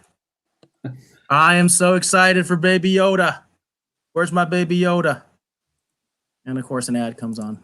Let me get rid of that. No, this is what I want right there. See, he's even got the little. He's the Yoda-lorian. He's even got his little Mandalorian crest on. Come on, That's precious.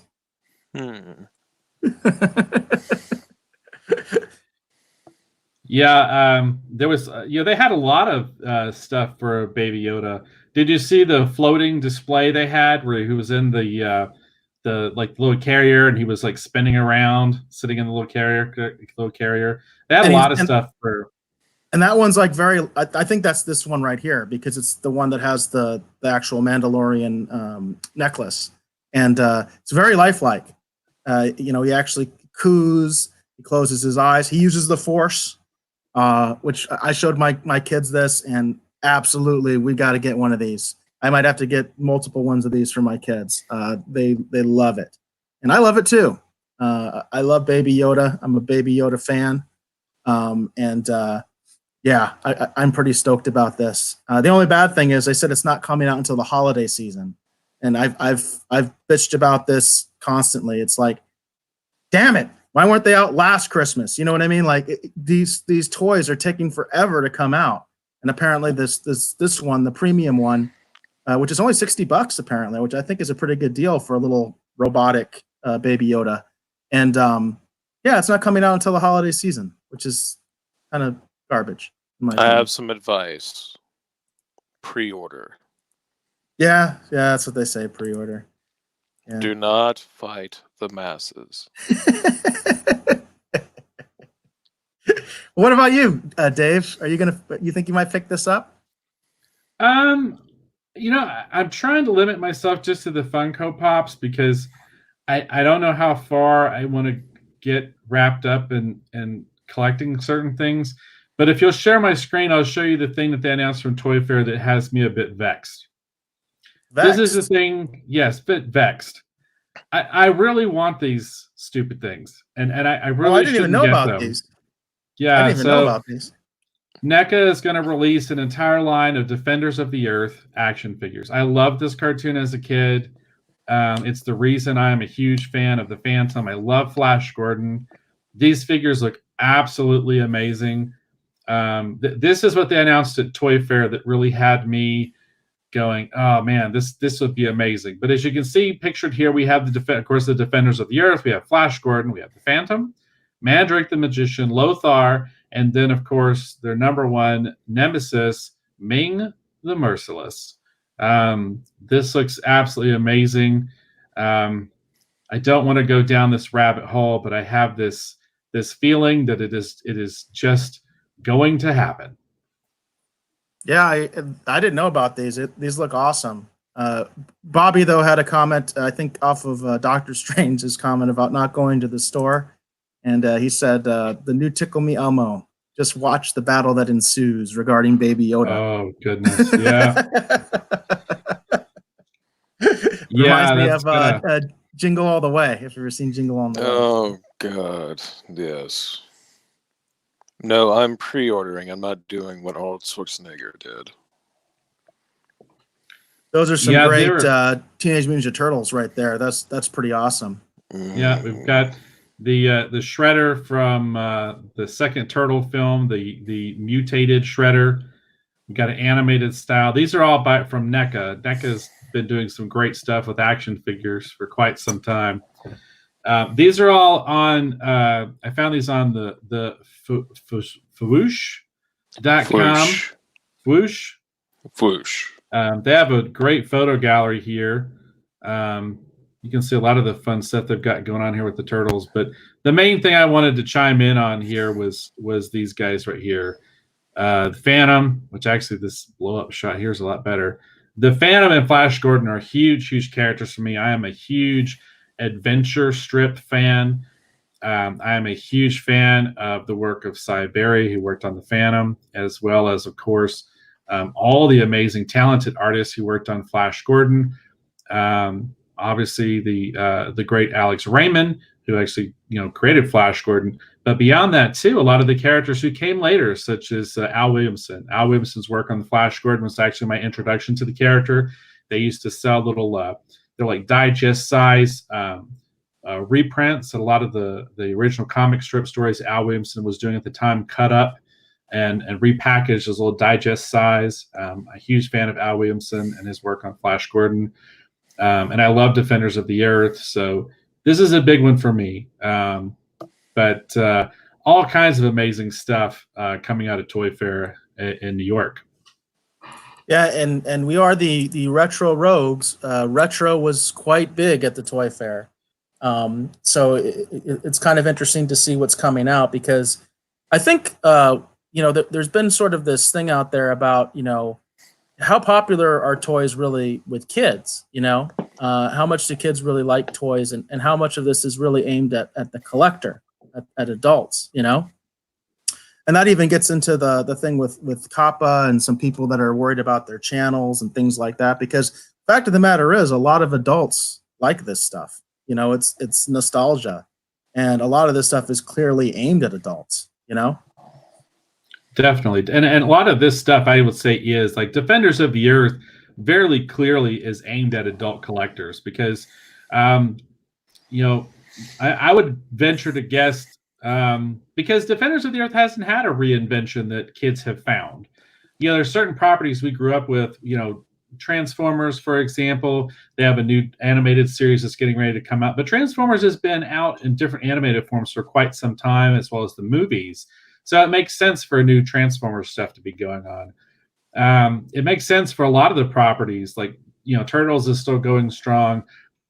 But when you think of, for example, like Defenders of the Earth, Phantom, Flash Gordon, most people would be hard-pressed of the newer generation to even know who Mandrake the Magician even is.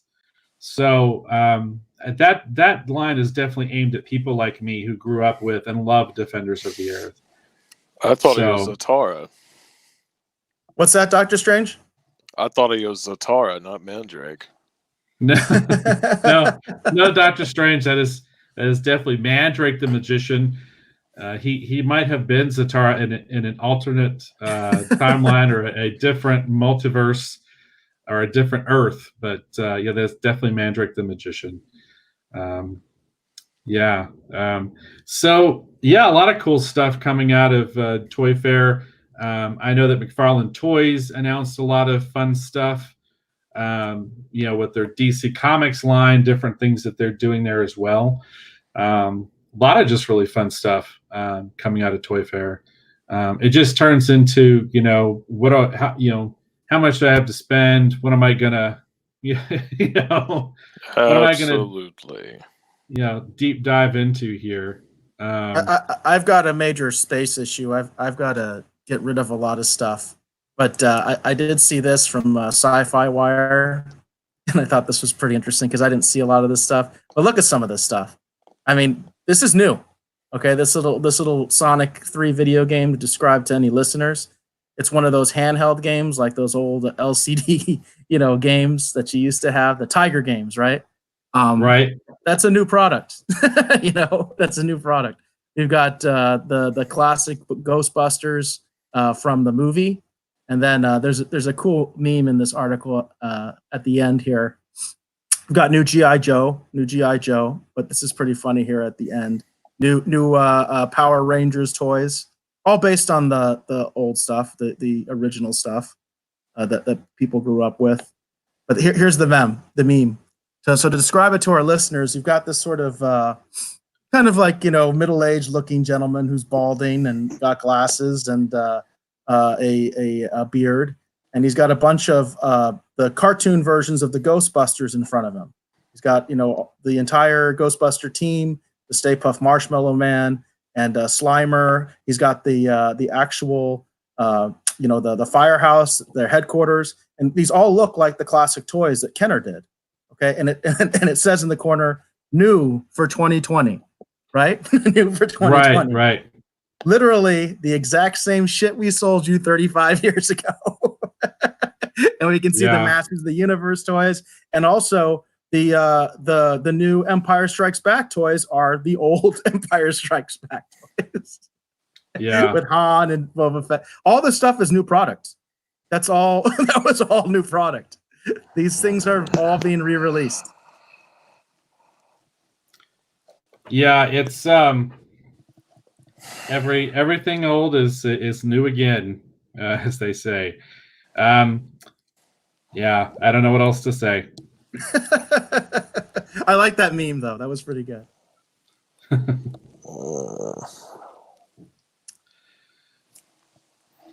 Interesting.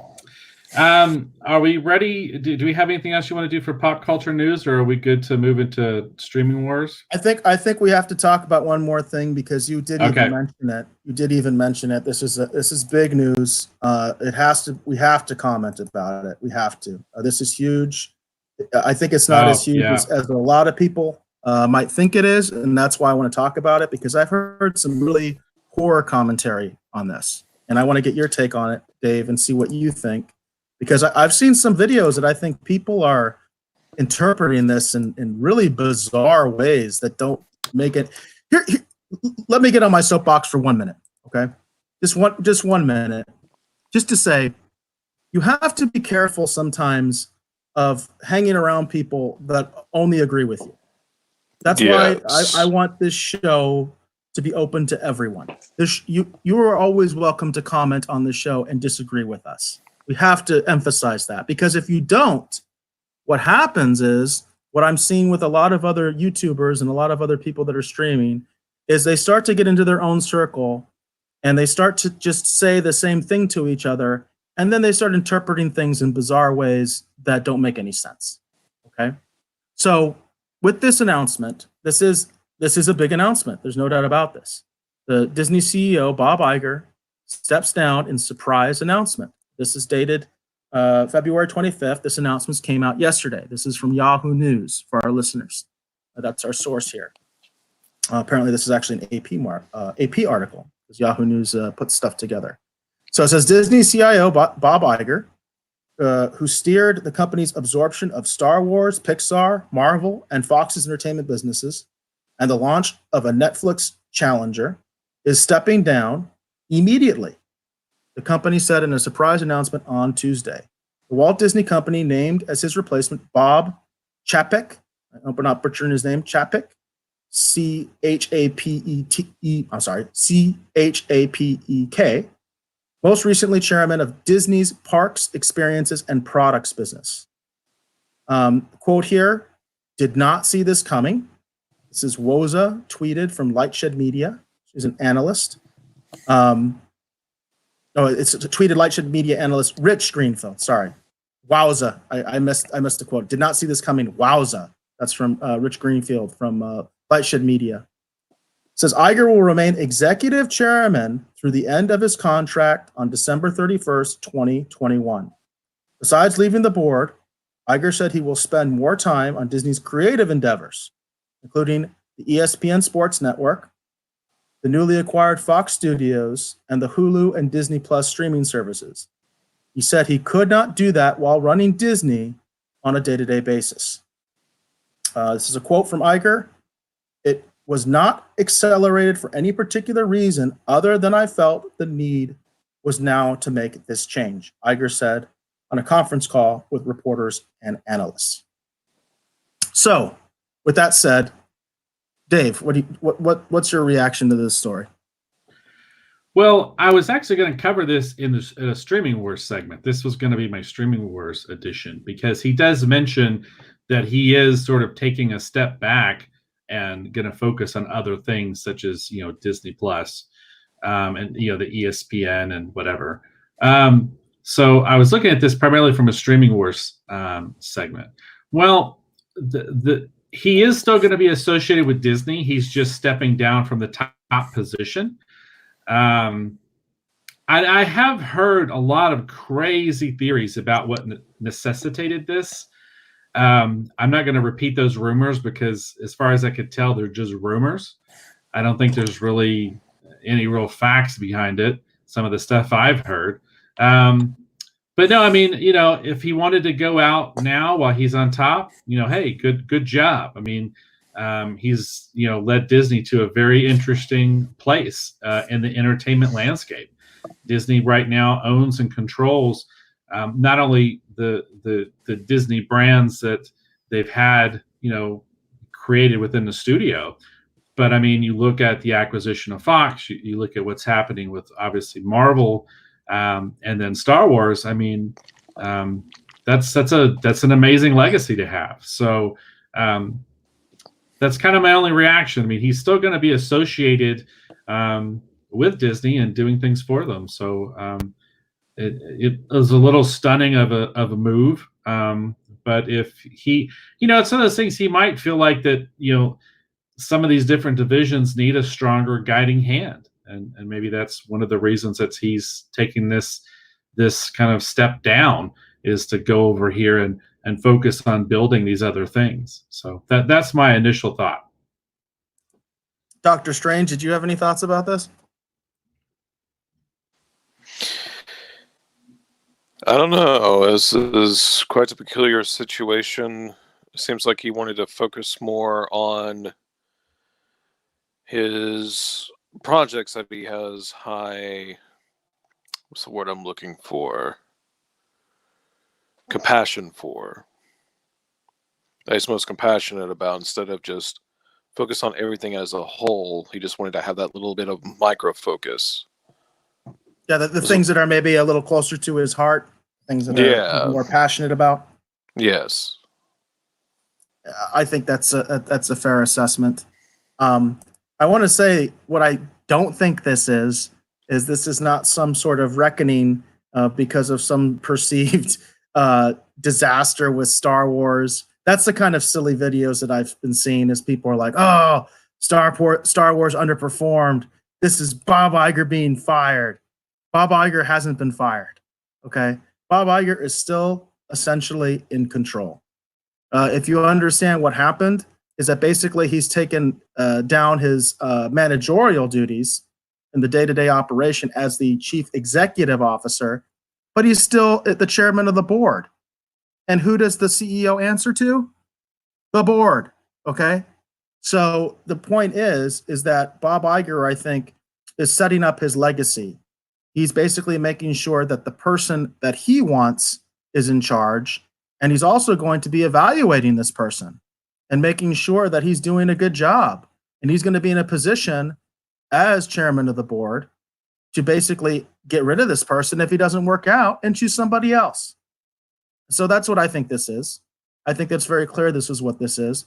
I think the shock part of it has surprised me a little bit because I was not shocked. Because I remember all the way back when we were doing coverage of Bob Iger's book, there was already talk that was Bob Iger signaling, I'm leaving. You know, his contract is over in 2021 anyway. But by writing a book, and it was essentially a tell-all, he said some very controversial things about George Lucas in that book. I think he was setting himself up to say, I'm getting ready to leave. That's what people do. They write books when they're getting ready to leave. So I think what he's trying to do is he's trying to make an orderly transition. And I also think he's a smart businessman, and he is using the current sell-off that's happening in the stock market because of the coronavirus. He's using that as cover to exit right now, so it doesn't hurt the company that bad. That's my 2 cents. That's what I think is going on. Now that is some astute observation right there. I had not even considered that, but I think that's got a lot to do with the timing. Because if for example, I've been hearing some people I know speculate that maybe now's the time to pick up a few stocks while things are kind of down. I hadn't even thought about that. I'm looking at that myself actually on eTrader. I'm looking at stocks because what's nice about eTrader is it gives you a 52-week window, so you can kind of see where the highs and lows are. And if it's like really low, if it's getting really low, past that 52-week window, that's probably some real bargain stock. That it will eventually go up. The market's all about timing. But the thing is, that's my assessment. I really think the people that are, I saw some like ding dong, the witch is dead kind of stuff. And I'm like, come on. You know what I mean? Like, he's still in charge. He's just not the manager anymore, but he still owns the store. I mean, that's essentially what we're talking about here. Bobby has a comment here. He said, the guy taking over, which, by the way, I do want to know more about the guy taking over. I am very interested because this could be a new page for Disney, because usually when someone takes over, they want to set a tone. So we'll see how this works out. But Bobby says, the guy taking over used to be in charge of marketing. He is responsible for removing most of the interactive actors from Star Wars Land, Galaxy's Edge. Well, I'd be curious. Does anyone know much about that? Bobby, have you been to the park? Is that a good thing or a bad thing? I don't know. Big reveal for those people who don't know. I've never been to Disneyland or Disney World at all. So I've been to Universal on both sides. I've been to the one in Florida and I've been to the one in California, but I've never actually been to any of the Disney parks. So I have no knowledge about anything that's been going on besides some of the various reporting that's come out of Galaxy's Edge. So here's Bobby's insight here. He says it's killing the immersion, which I could see that. So what we're talking about here are like at the other Disney parks, like Snow White will come up to you, right, and interact with you, which I really like because usually they're really pretty girls, So I don't know what last time you were at Disneyland, but the girls that play Belle and Snow White and Cinderella, they're all very attractive. And so they'll come up and they come up to you in character. And it sounds like they're not doing that at Galaxy's Edge anymore, if I understand what Bobby's saying, which he says is killing the immersion. Yeah. Well, I can see that. I could see where it would affect it, because one of the to take it back to Trek, one of my favorite things I had the opportunity to do a couple times was actually go do the Star Trek experience in Las Vegas. And the Star Trek experience, the thing that made it so great was after you get out of the motion simulator ride is when you go into Quark's bar, and you have all the different characters that are there that you actually interact with.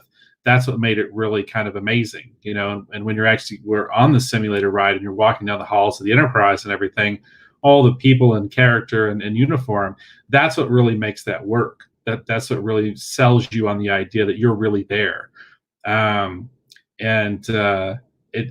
You take that kind of stuff away from a park experience, and it doesn't just kill the immersion. I mean, in a weird way, to me, it kind of makes me question, well, then why would you go?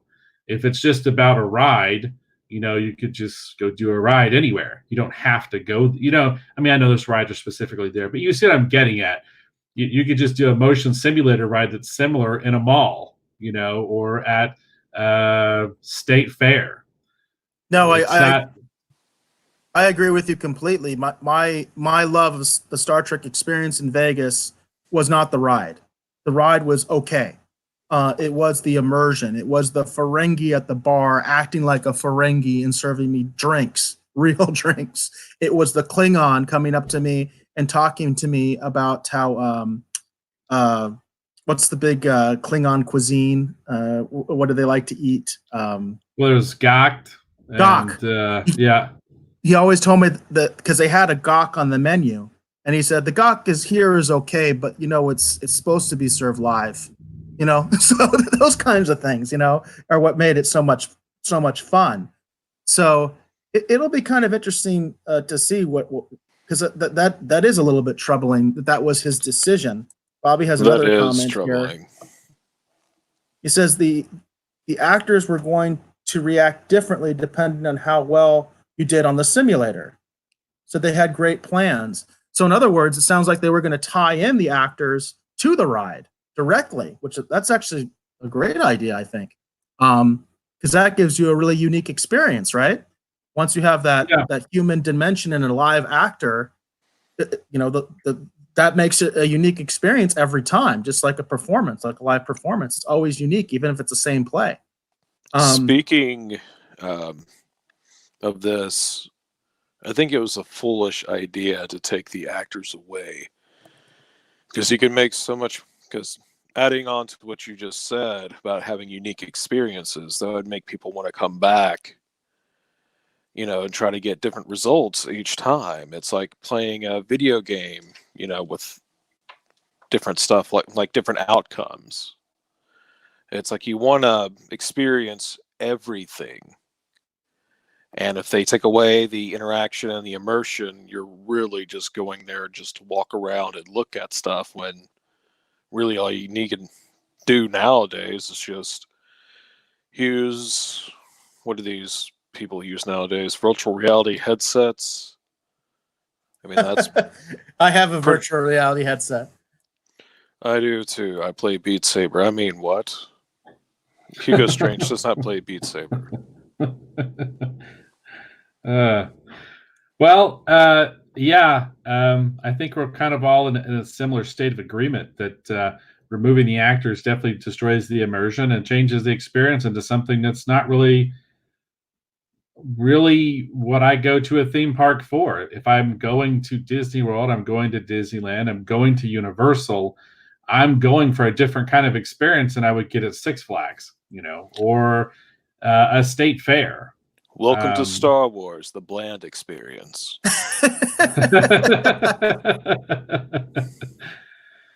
This is the Karen chicken salad. I have to say, there you go. Bobby Chambers, you kind of got me a little concerned. The new Bob may have some problems here, so we'll see. But again, I will reiterate that I think one of the reasons that Iger is doing this is because he's still in power and he can still influence. So if the new guy is bad, I think he won't have a problem throwing him out and finding somebody else. Yep. I know there's all kinds of news, but do we want to move into streaming wars?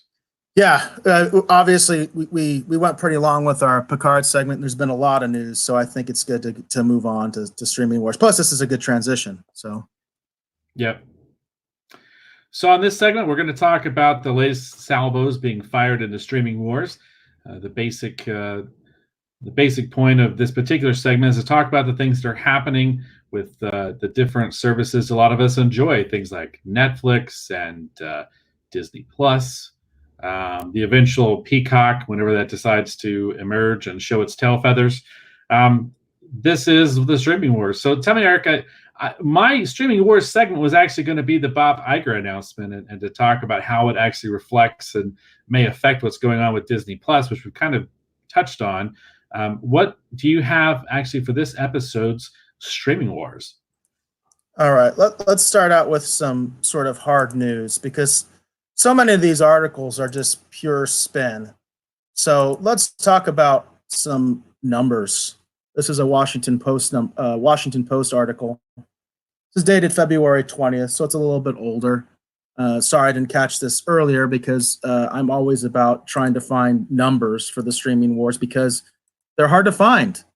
These companies are not transparent about their subscriber numbers. We did a previous segment where I'm excited about what Nielsen is doing because Nielsen is actually starting to track streaming numbers, at least on TV. So if you stream on your TV with a smart TV, or like me, you have a PlayStation 4 and you stream on your TV, Nielsen's starting to track those numbers. And I think that's wonderful because it gives us some real data to see who's doing well, and who's not doing so well. But this is a Washington Post article about the Viacom CBS earnings. The headline is, Viacom CBS earnings disappoint in first quarter report following the merger. Viacom CBS revenue down after the merger. Not good news for Viacom CBS. Viacom CBS on Thursday said its earnings fell short of revenue and profit expectations in its first quarterly earnings results since closing its merger. The company's revenue and free cash flow guidance for 2020 was, quote, a bit shocking and lower than Wall Street expected, said Daniel Kurnos, an analyst at Benchmark. Viacom CBS said it expects revenue to improve by mid-single-digit percentages during 2020, or about $29.2 billion if revenue were to rise by 5%. Wall Street analysts expected 2020 revenue to reach $29.74 billion. In other words, Viacom is underperforming. Viacom and CBS completed their merger in December in their third attempt since 2016, aiming to grid against competition in a rapidly consolidating media universe while partnering with and battling the likes of Netflix and Walt Disney. The merger reunited media mogul Summer Redstone's entertainment empire and brought Showtime Networks and CBS News under the same roof as Nickelodeon, Comedy Central, and Paramount. Says Viacom CBS has revealed plans to create a streaming video service built off of its existing CBS All Access service that will offer free, paid, and a premium tier subscription service, which, by the way, that's a great move, in my opinion. I've complained about this with CBS All Access. I do not like paying for ads. So if they have an free ad version, that's a great move, in my opinion, especially if they sync that with the Paramount library. Fourth quarter revenue fell to $6.87 billion from $7.09 billion a year ago in the fourth quarter ended in December of 31st, missing analyst expectations of $7.36 billion, according to IBS data from Raffini TV. I hope I'm pronouncing that right. Raffini TV. So the bottom line is that the merger has not gone quite as expected. I think it's reasonable to assume that they would have some problems, especially in the first quarter. But the thing that's telling about this is that I assume most of these analysts factor that into the numbers that they came up with. They knew, I mean, this is their job. So they knew that there was going to be hiccups. And so they had an expectation. And so far, Viacom CBS isn't making it. I am excited about the news that apparently they are going to add a free tier to CBS All Access. Now, it may not be called CBS All Access. It sounds like they're going to use CBS All Access as the basis for a new Viacom streaming service, if you will, that will include Paramount and CBS. So there's a lot in there. Well, it's interesting. I'm not surprised that they kind of missed their quarterly kind of financial estimates that everyone had. Obviously, there's going to be some bumps along the road with them merging back together. Also, too, we've heard a lot of reporting and different things about how, with Star Trek being in sort of a state of disarray, that has been affecting, for example, like a lot of the collectibles and the merchandise sales, and so in a weird way, it's kind of damaging the brand, I would imagine. So I'm not too surprised at this at all. I am curious to see what's going to happen actually with this, premium paid and ad-supported versions. That sounds kind of good to me, just because I'm not sure how I feel about. Well, it's going to depend upon what CBS All Access has kind of coming down the road. I'm primarily subscribing to it for Picard. I am looking forward to Discovery Season 3, just because I'm ready for something different from Picard, at least to some extent. But my wife and I think, she enjoys some stuff on CBS All Access that aren't things that we cover on the show. Like, she enjoys watching Survivor. So we'll see what this new service that emerges, this new streaming service, and see how it kind of affects the streaming wars. I think we're beginning to see more and more companies realizing that the subscriber, pay wall service is not all it's cracked up to be, and that they need to find a way to get that ad revenue, get that ad money to help bolster what they're doing. Yeah, I tend to agree with you. I did want to acknowledge that Orville Nation has joined the chat and said, "Hey guys, hail to you, PJ. You're one of our biggest supporters. It's always fun when you come on the show, and hopefully we'll actually have you on the show at some point. I've been on your YouTube, and I think Dave will shortly be on yours, and hopefully we'll be able to have you on the show at some point." So I'm going to start the cam for half a second because I don't want to be on camera tonight because I look like a mess. But I was going to say we are going to do the sketch card on this show. This is actually the one we have up for today's episode. This is actually Mighty Mouse. This is from Cartoon Classics. And this actually is an official artist proof. You can tell by the fancy thing on the back. This is actually one of the first sketch card series I ever worked on. But I got to draw Mighty Mouse and Felix the Cat and Betty Boop. But anyhow, this will be the card for tonight's chat. So if you come into the chat and comment, you're entered into a drawing to win this original sketch card. I did finally get all of my mailing supplies in, so those all the packages will actually be going out this weekend. I apologize for the delay. It's been harder for me to get my hands on everything I needed to put stuff in the mail than I had originally intended. But this will be the card for this episode. Again, please be over or at the age of 18 and living in the United States only, please. So enough with that. And now I'm going to get off cam because, yeah. All right. Very, very, very, very cool. And it's awesome what you're doing there, Dave, for our listener, well, for our viewers, I guess, right now. But right. That's an awesome thing to be able to give some original art to folks that join the show. And I think it's a great way to encourage people to join the show. And we will announce the drawing actually for the Brightest Day Death Storm page. We'll announce that actually on the next episode. We've had some more people subscribing to the email newsletter, even though they were not participating in the survey, and I decided to go ahead and let them sign up. The pool of people entered into it is still relatively small, so no one freak out thinking that you're now in a huge pool of people that you're competing with to win that prize. It's not that extensive, but we're gonna announce that on the next episode, yeah, I'm gonna get all this stuff in the mail. It took a bit longer to get some of the supplies. I wanted some rigid mailers to put the cards in, so they would just weather the journey a little bit better, and it took a little bit longer to get that stuff in because it was back ordered at a lot of places. Gotcha. All right, cool. Do you have anything else for the streaming wars? Because the Bob Iger thing was going to be mine. I want to kind of go back. I did have another streaming wars, but I kind of want to go back because there was something I kind of alluded to earlier. We didn't talk about it, and I think we need to talk about it. So I want to go back to pop culture news, and I want to get your take on this, and also the doctors, if he has an opinion here.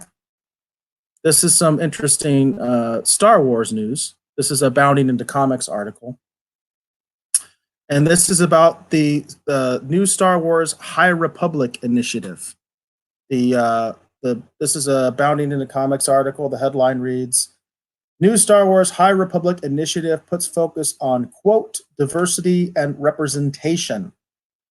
This is an article dated February 25th, 2020.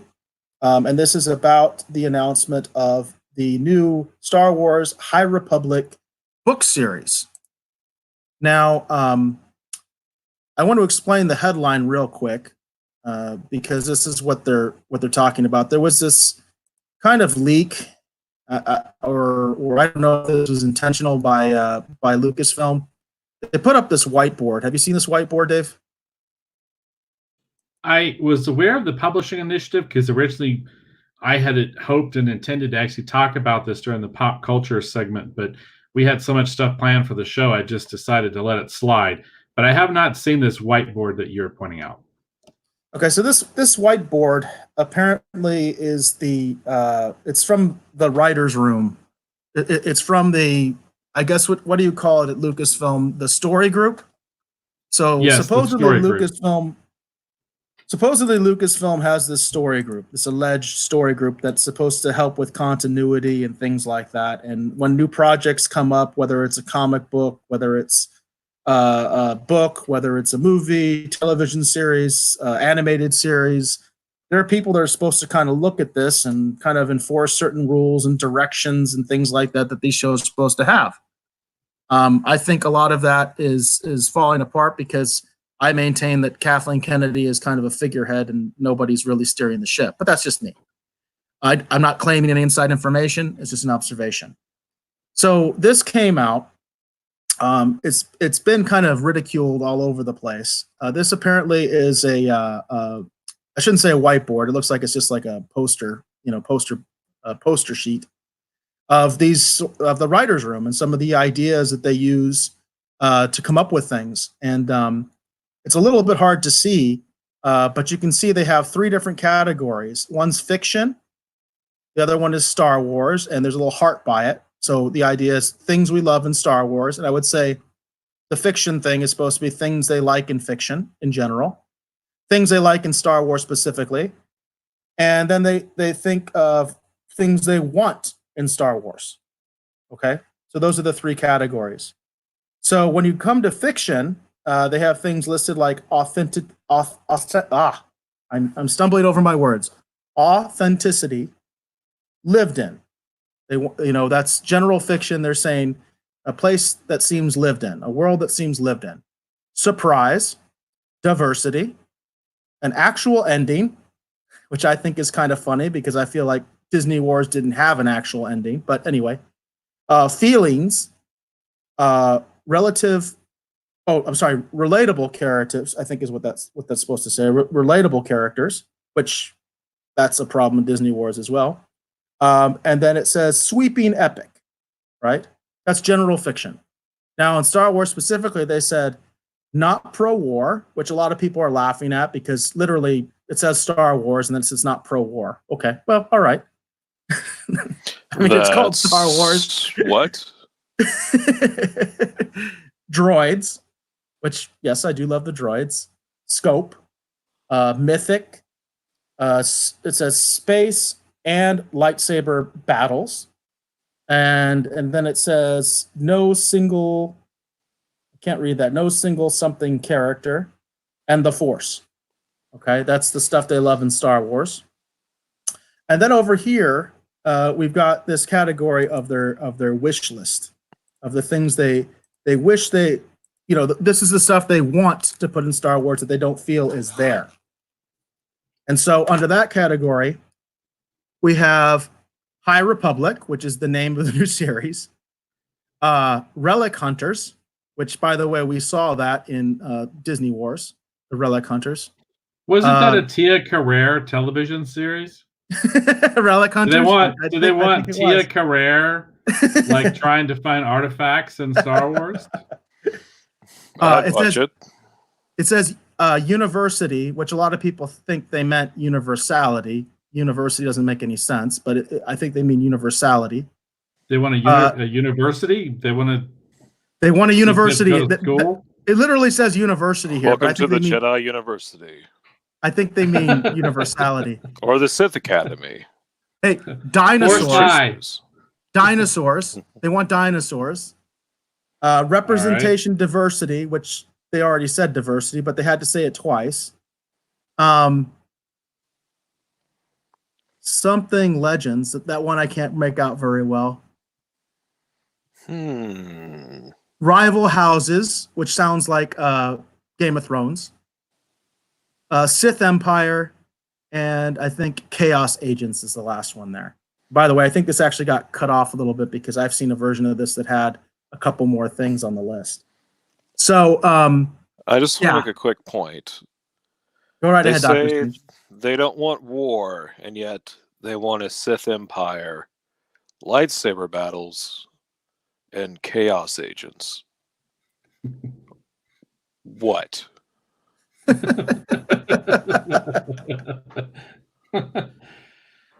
So we don't want to be pro-war, but we want to be sure that we put lots of battling and war in. Are we sure these are not the same writers as Picard working on this whiteboard?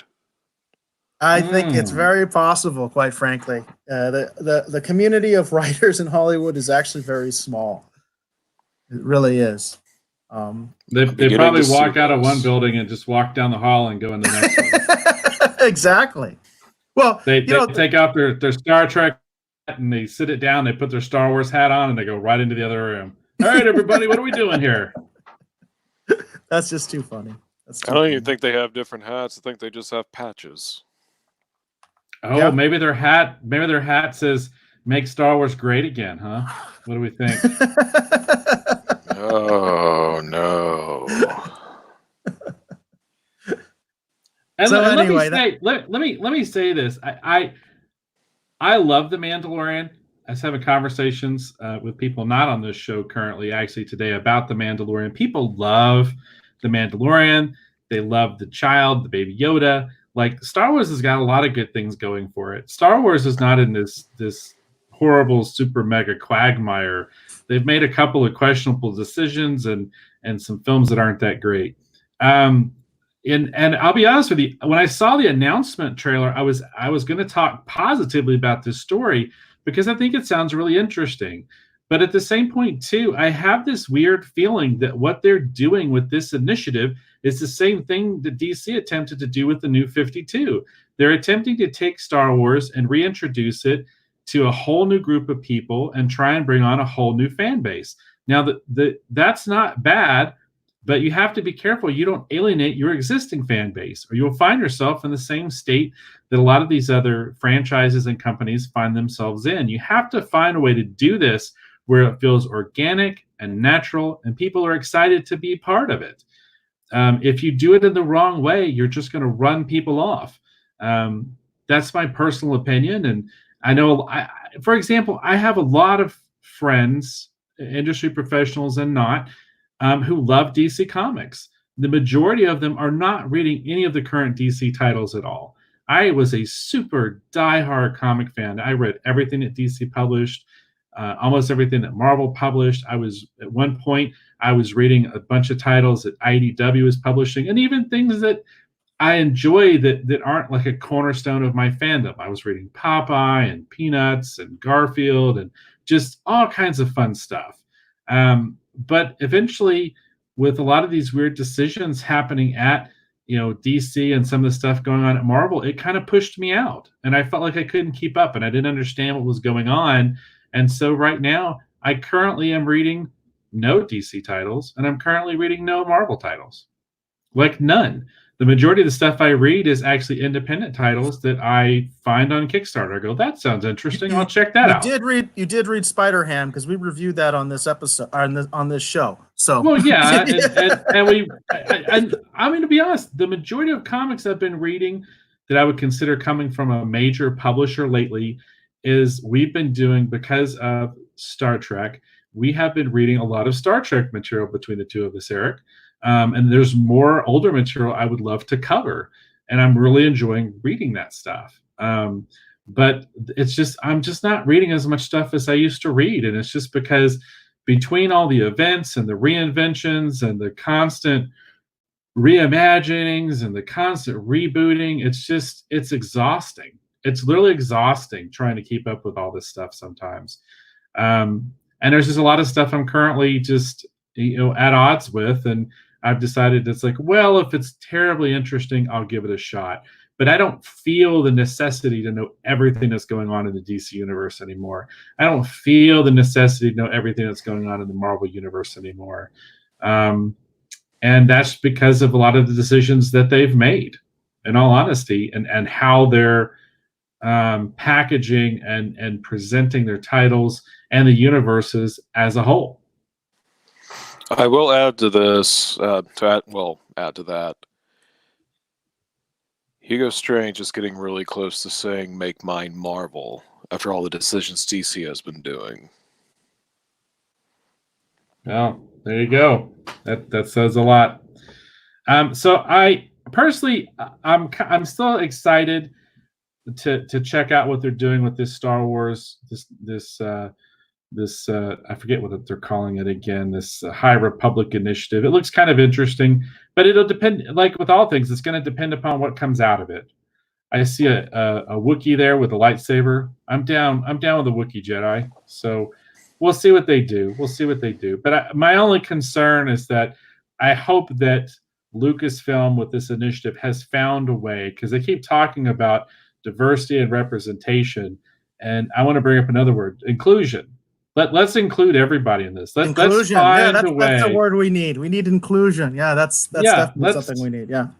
Let's find a way to include the older fans with the new readers you want to bring on. Let's include everybody in this. Let's be mindful of everyone, and let's bring on something like The Mandalorian that everyone can be happy and excited about. So, I think what Eric was talking about earlier on the whiteboard that said legends. I think that's a way to include the older fans by making more of the legends canon. Because a lot of fans got super angry, myself included, when everything just got thrown out. Mara Jade Skywalker, for instance. Tragedy that that character never exists. And canon. No, I know a lot of people that were very into the EU. I had a personal friend that I even went to conventions with, and he was a big EU guy. My EU experience never really went beyond the Thrawn trilogy. I read the Thrawn trilogy. My brother had it, still has it. He actually got Timothy Zahn to sign it at a convention appearance, his books. And I read those, and I loved them. But here's the thing. I learned very early in my fandom, actually through Star Trek, I realized very early that the books didn't matter. I'll say it again. The books didn't matter, and they don't. When it comes to the directors, when it comes to the writers of the films, the actors, they don't care about any of this material.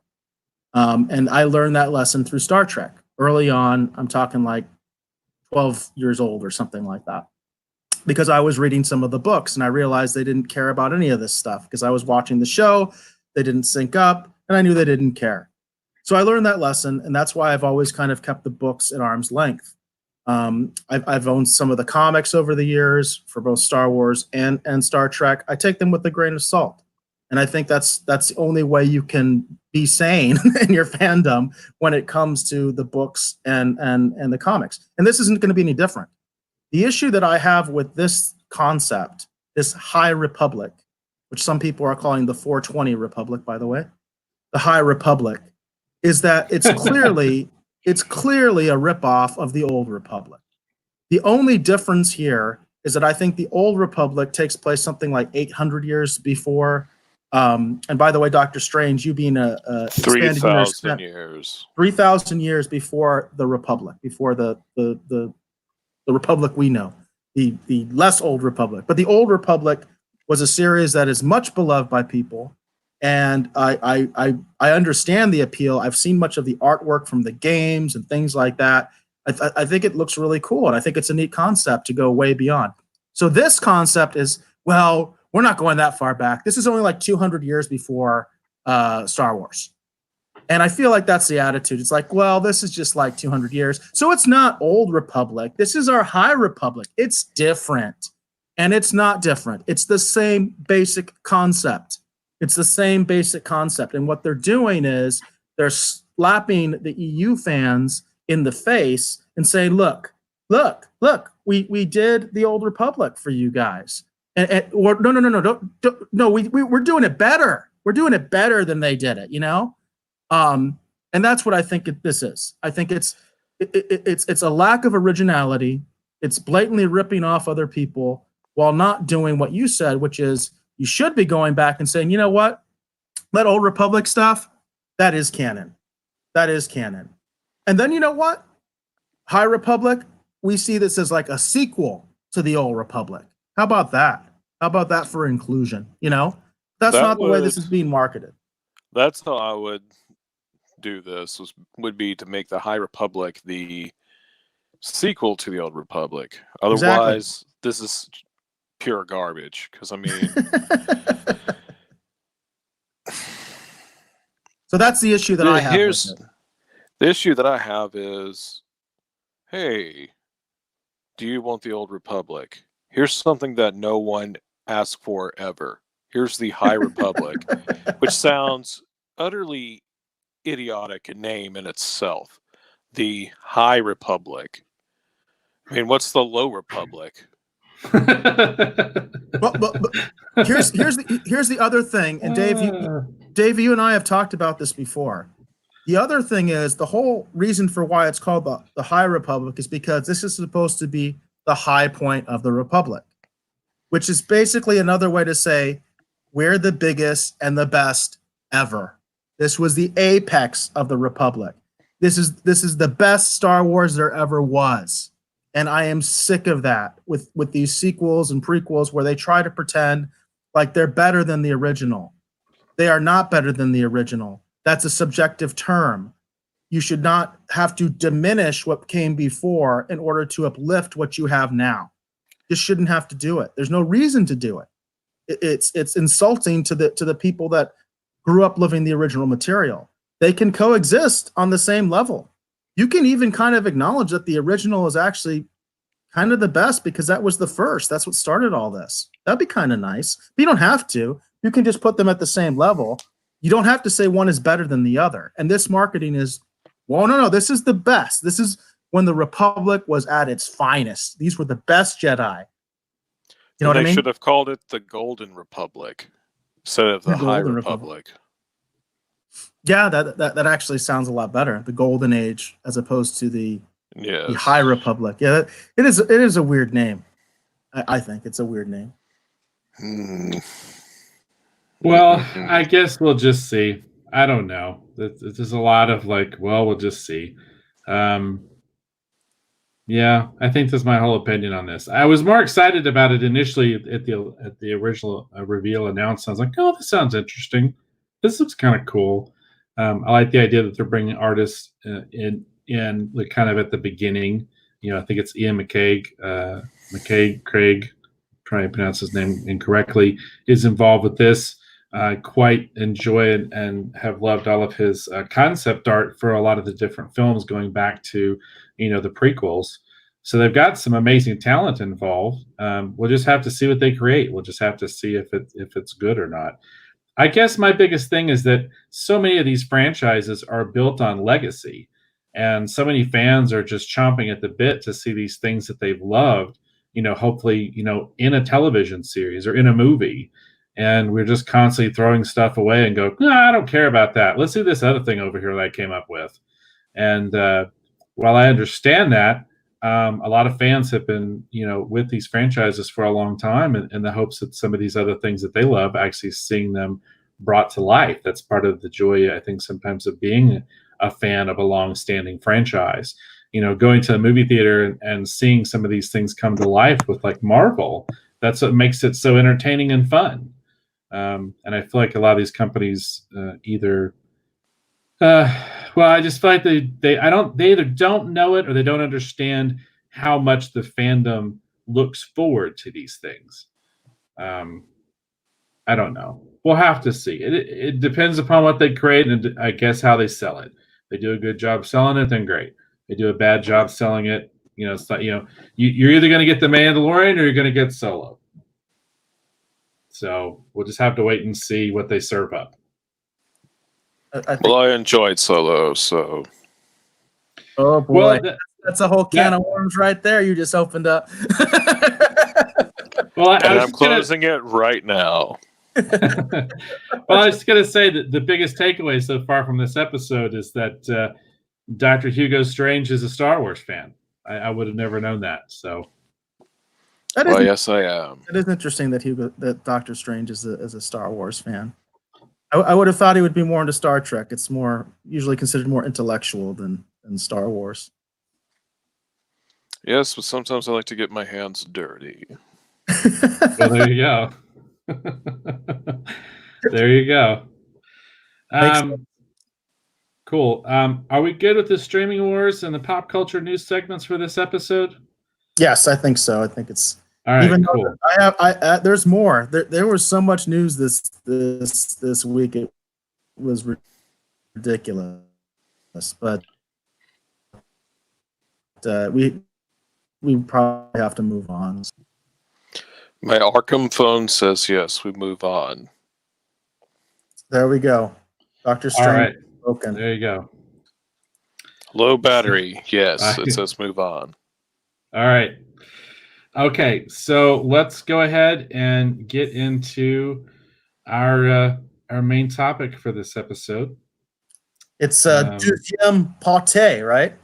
In my best Picard accent. Deuxième pâté. Yep. This will be our. I think my accent was better than Picard's. What do you think, Dave? No, it was pretty good. Pretty good. I got the gist of it. So we're going to segue. I know, Eric, that you wanted to get into a lot of the animated voice actors, but since we're at 2:37 already, maybe we could save that for another time and just kind of focus on the high points. Is that okay with you? As long as we're going to focus on the animated actor, yeah. Oh yes. We're not gonna skip over that. I'm just saying the next Joker chronologically, and very, very important. Yeah, I agree. So we are now going to start our Joker actors retrospective, and if you'll kindly share my screen, I'll show you where we're starting off. I want to thank again Dr. Hugo Strange for being here to lend us his expertise, advice, and insights into the real Joker versus these various fictional incarnations of the Joker. So we're going to start off. Oh, thank you, Doctor. We're going to start off with Batman, Mask of the Phantasm. This was released by Warner Brothers in 1993. Some interesting notes I put together here for this particular installment. Due to standards and practices, the Joker in Batman the Animated Series could not kill, but with the feature film, The Mask of the Phantasm, that could possibly change. Mark Hamill had asked about, that's the interesting thing about Mask of the Phantasm, and I want to talk a little bit about how Mark Hamill came to be involved. Mark Hamill is the actor in question that we were discussing here at the beginning. Mark Hamill had asked about other characters the producers had planned to actually introduce into Batman the Animated Series during his recording of a supporting part in the Mr. Freeze episode Heart of Ice. Another actor had already been cast and had actually recorded an episode. The producers were not convinced that the first choice was going to work. They don't talk about it, but I've heard lots of rumors over the years that actor was in fact Tim Curry. Tim Curry had previously made quite an impression playing a murderous clown as Pennywise in the TV adaptation of Stephen King's It. Mark Hamill was informed that they were holding auditions for the Joker. At first, he was apprehensive about the Joker and thought perhaps another role was maybe something that might be better suited for him. At the audition, after seeing the model sheet for the character, it reminded him of the Blue Meanies, actually from the Beatles' animated film, The Yellow Submarine. The producers knew that Mark Hamill would be perfect for the Joker when they heard his now famous, or is that infamous, laugh. Mark knew and understood the importance of the Joker's laugh.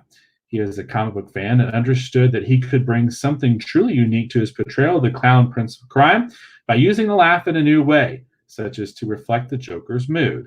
He had been on the road in the cast of Amadeus. As Mozart, he was required to have an abrasive laugh as part of that part. Over the course of 6 months, to avoid his performances from becoming stale, he had started to change up his Mozart laugh, and this turned into perfect prep for his role as the Joker. Initially, after being told that he had landed the part, his insecurities again came to the surface after realizing he would be following Jack Nicholson's Joker from the classic, in my mind anyway, 1989 Batman movie. While the other actors would often cite, let me rephrase that. While the other actors often would sit while they recorded their dialogue, he would often stand and use his body language and motions to help bring every possible nuance of his Joker portrayal to life. Besides using body motion to help emphasize his performance, Mark also imagined and treated the recording sessions as if he was doing a 1930s radio drama. The producers wanted the Joker to be a balance between both killer and a clown, and to not portray the character as one note, either silly or just a raving maniac. Mark Hamill considers the Joker to be the Batman's archenemy and often compares him to Professor Moriarty of, obviously, Sherlock Holmes. Many consider Mark Hamill's Joker still to this day and his performance to be the gold standard for the Joker. So tell me, Dr. Hugo Strange, how do you feel about Mark Hamill's portrayal of the Joker? To me, it is probably one of the most accurate performances you can get to the Joker. I mean, he has the ferocity, he's vicious, but yet super theatrical. And oftentimes he gets a bit funny as well. Never if you can forgetting laugh. the punchline. If you can, no, there is no punchline. It's like if you can laugh at murder, I mean, yeah, Joker's funny. Interesting perspective. So tell us, Eric, how do you feel about Mark Hamill's portrayal of the Joker? Well, this is my definitive Joker. That's just right off the bat. This is the Joker to me. I've said before that I didn't really grow up reading superhero comics. The comics that I grew up reading the most were G.I. Joe, Transformers. They were adaptations, licensed products, essentially.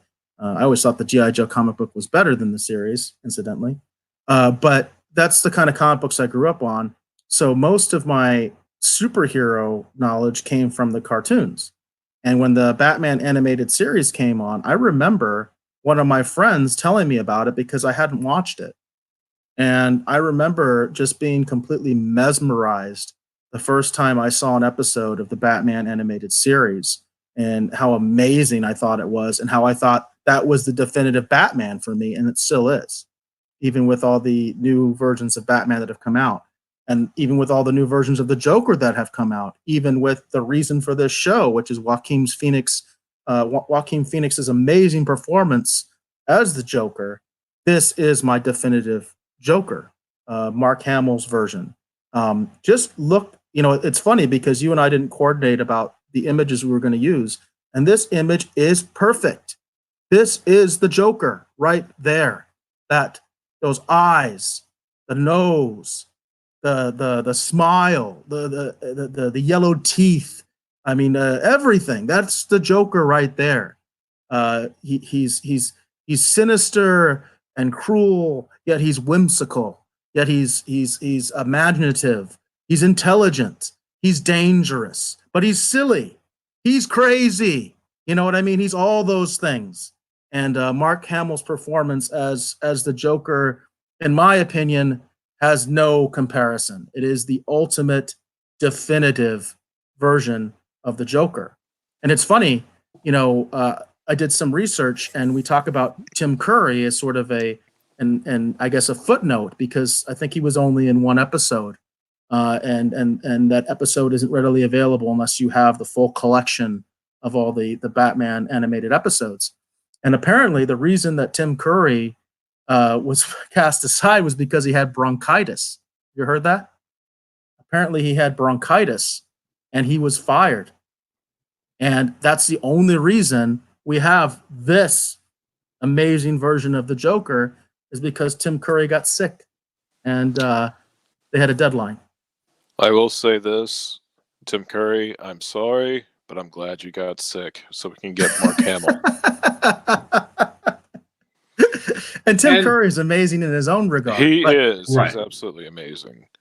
But this, like what Eric said, I highly agree with him that this is the definitive Joker as far as media is concerned.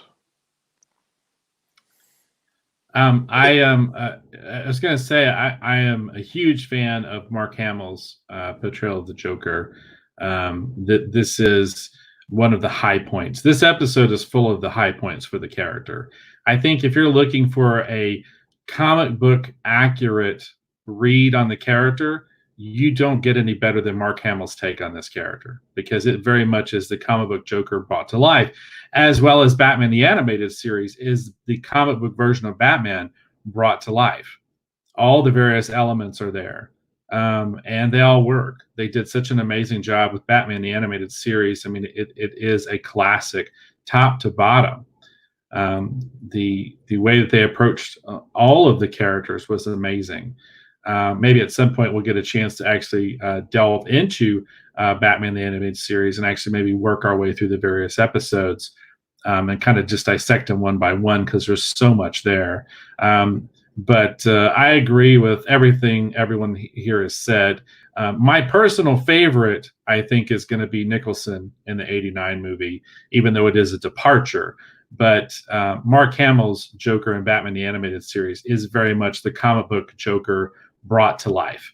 And his turn in Mask of the Phantasm is particularly amazing and so well done. The way that they use the character, the role that he plays in that story. Batman Mask of the Phantasm is probably the best Batman movie they've ever made. I love Dark Knight. I love Begins. I mean, there's just, obviously I love the '89 movie. There's a lot of Batman movies I love, but I think Batman Mask of the Phantasm is probably still to this day the best Batman film they've ever made. They've released in theaters, in my humble opinion. I've said that before on this show, and I'm saying it again right now. Yeah. I think it's the most underrated Batman film. I mean, I think that's almost undeniable. Unfortunately, Mask of the Phantasm didn't do very well at the box office, and is considered a sort of a box office bomb. Which is a real shame, because it is an amazing movie. I own it, which is high praise for me, because, to be honest, my DVD Blu-ray collection isn't that big, and this is an amazing film. And I wish I had been able to see it in the theater, but it wasn't out in the theater very long, unfortunately. It's an amazing film. It's a great film with great imagery, great characters, everything. I'm not sure if I agree it's the best Batman film. That they're one of our Jokers coming up, I think, might have that title for me. But again, this is my definitive Joker, Mark Hamill. Mark Hamill's animated version of the Joker for me is the definitive Joker. We have an interesting comment actually there from Bobby Chambers. If you put that comment up on the screen, I have a response to that. Bobby comments that he wishes we could see Mark in a live action performance, I'm assuming as the Joker. I totally agree with that. I totally agree with that. Yes, let's do it. Let's do it. Let's have it happen. Now, I am also going to call out, though, there is several episodes of the 1990s Flash television series, which starred John Wesley Shipp. Mark Hamill actually played the Trickster in several of those episodes. And while it's not quite the same thing as the Joker, it's close enough at times that you can kind of see a little bit of what he might have done. So while it's not the same thing, in a sense, we do get a little bit of a glimpse of what it might have been like. So I would definitely highlight checking out the Flash 1990s Flash television series and focusing in on those particular episodes where Mark Hamill actually played the Trickster.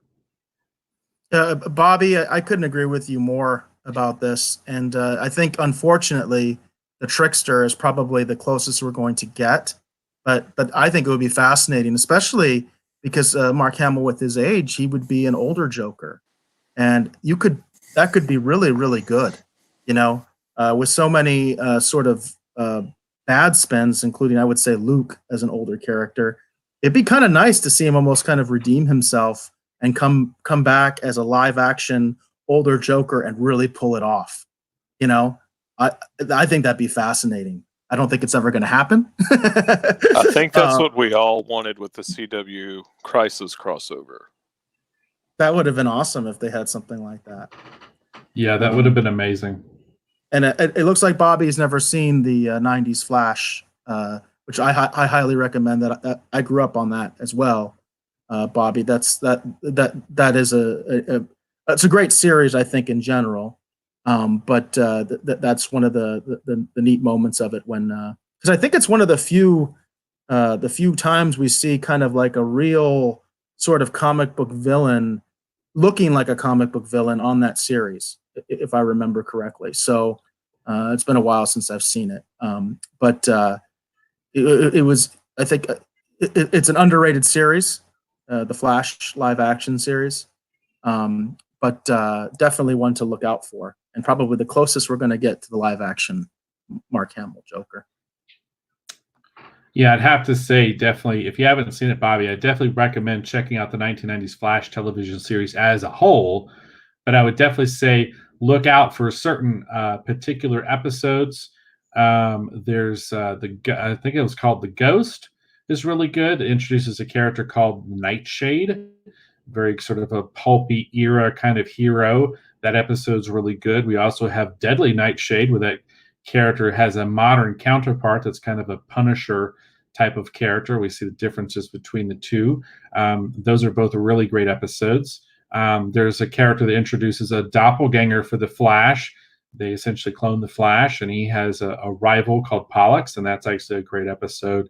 But the standout has always been, while there's fun episodes for Captain Cold and Mirror Master, and those are all a lot of fun, they don't really look much like their comic book counterparts, except for Mark Hamill as the Trickster. It's very much the comic book Trickster in a live-action television series, and Mark's performance is very reminiscent, and you'll hear echoes of the Joker and what he's doing in terms of his voice. And you can also match it with his mannerisms and his performance. And again, we get a sense of what he might have been like as a live action Joker. Absolutely. Absolutely. Oh, Bobby does say, I've seen a couple, but now I'm going to binge the whole thing. I guess he just missed that episode, Bobby. Yeah. So he is familiar with the series. I don't think he's seen the Trickster. Yeah, it's definitely worth checking out. So if we're good here with Mark Hamill, are we okay to move on? Yes, I think I just want to say once again, I can't say enough good things about this version. Again, he is my definitive Joker.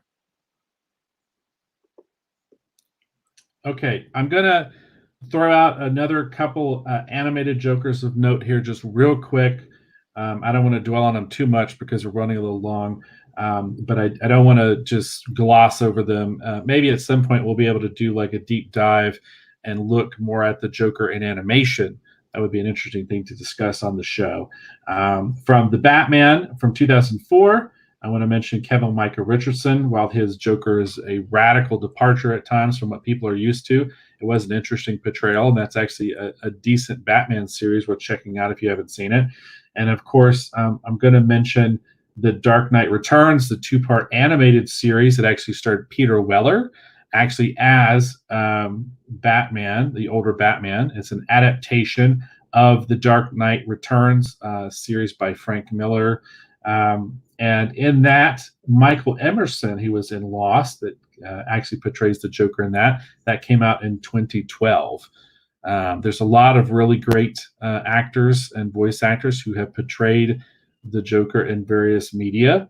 And I just want to kind of call those out just real quickly before we move on to kind of our next two. Well, we've got three Jokers here we need to cover, but two very important big ones to discuss for sure. I did want to mention, because we talked about him before, and for listeners, I have a People article up that talks about the various actors that have played the Joker.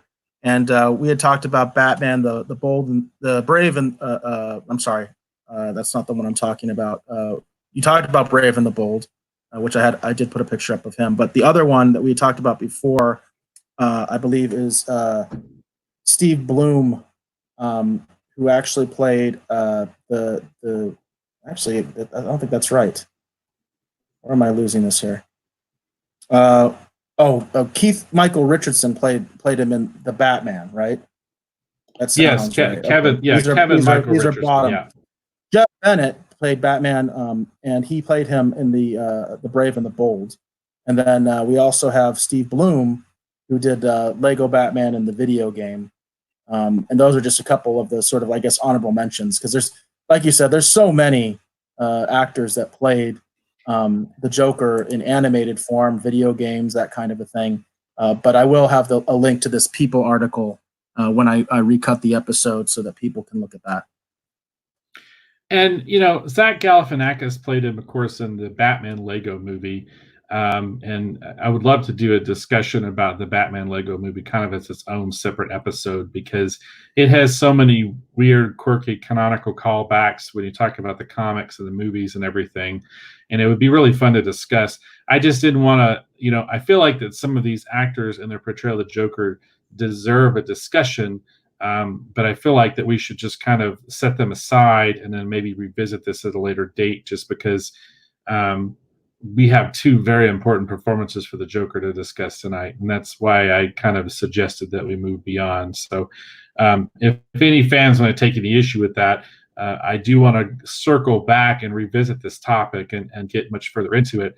But primarily the focus of the show is to focus on the live action versions and call out some of the more interesting highlights on the animated side. But Mark Hamill's Joker is so classic and so definitive. He definitely deserves to be talked about in the same conversation as, Jack Nicholson, Heath Ledger, and Joaquin Phoenix, at least in my opinion. I can agree more. In fact, in doing the research for this episode, we realized that the amount of actors that have played the Joker as far as voice actors is just immense. It's immense. Okay, so if we're good there, let's move on to our next important Joker. Let me pull up the. Okay, so this is one of the big ones here, folks. We're talking about The Dark Knight. This was by Warner Brothers. This came out in 2008. I've got some notes here I prepared, and I'm going to read through these kind of quickly, and then we'll get into our discussion here. So the search for an actor to play the Joker for The Dark Knight was extensive. While not only while not only what did I put here? Okay, sorry. My notes are I wrote these at 2 a.m. in the morning, so bear with me. While not only anyone's top five list, while not on anyone's top five list at the time, Heath Ledger's name did come up in conversation because the actor at one time had actually been considered for the role of Bruce Wayne slash Batman in Batman Begins. I didn't realize that. I came across that actually researching for the show. I didn't even know that. Ledger's casting initially met with widespread negative reaction, which is very akin to what happened to Michael Keaton when he had been considered unsuitable actually to play Batman in the 1989 film. Heath Ledger was not a fan of the Batman comic books, mostly because it was not part of his childhood. As he mentioned in interviews, he grew up in a household mostly of girls, and the only comics that were actually passed around those houses were actually Archie's. He really liked Batman Begins and felt the role of the Joker was maybe too good to turn down, and he took the role very seriously.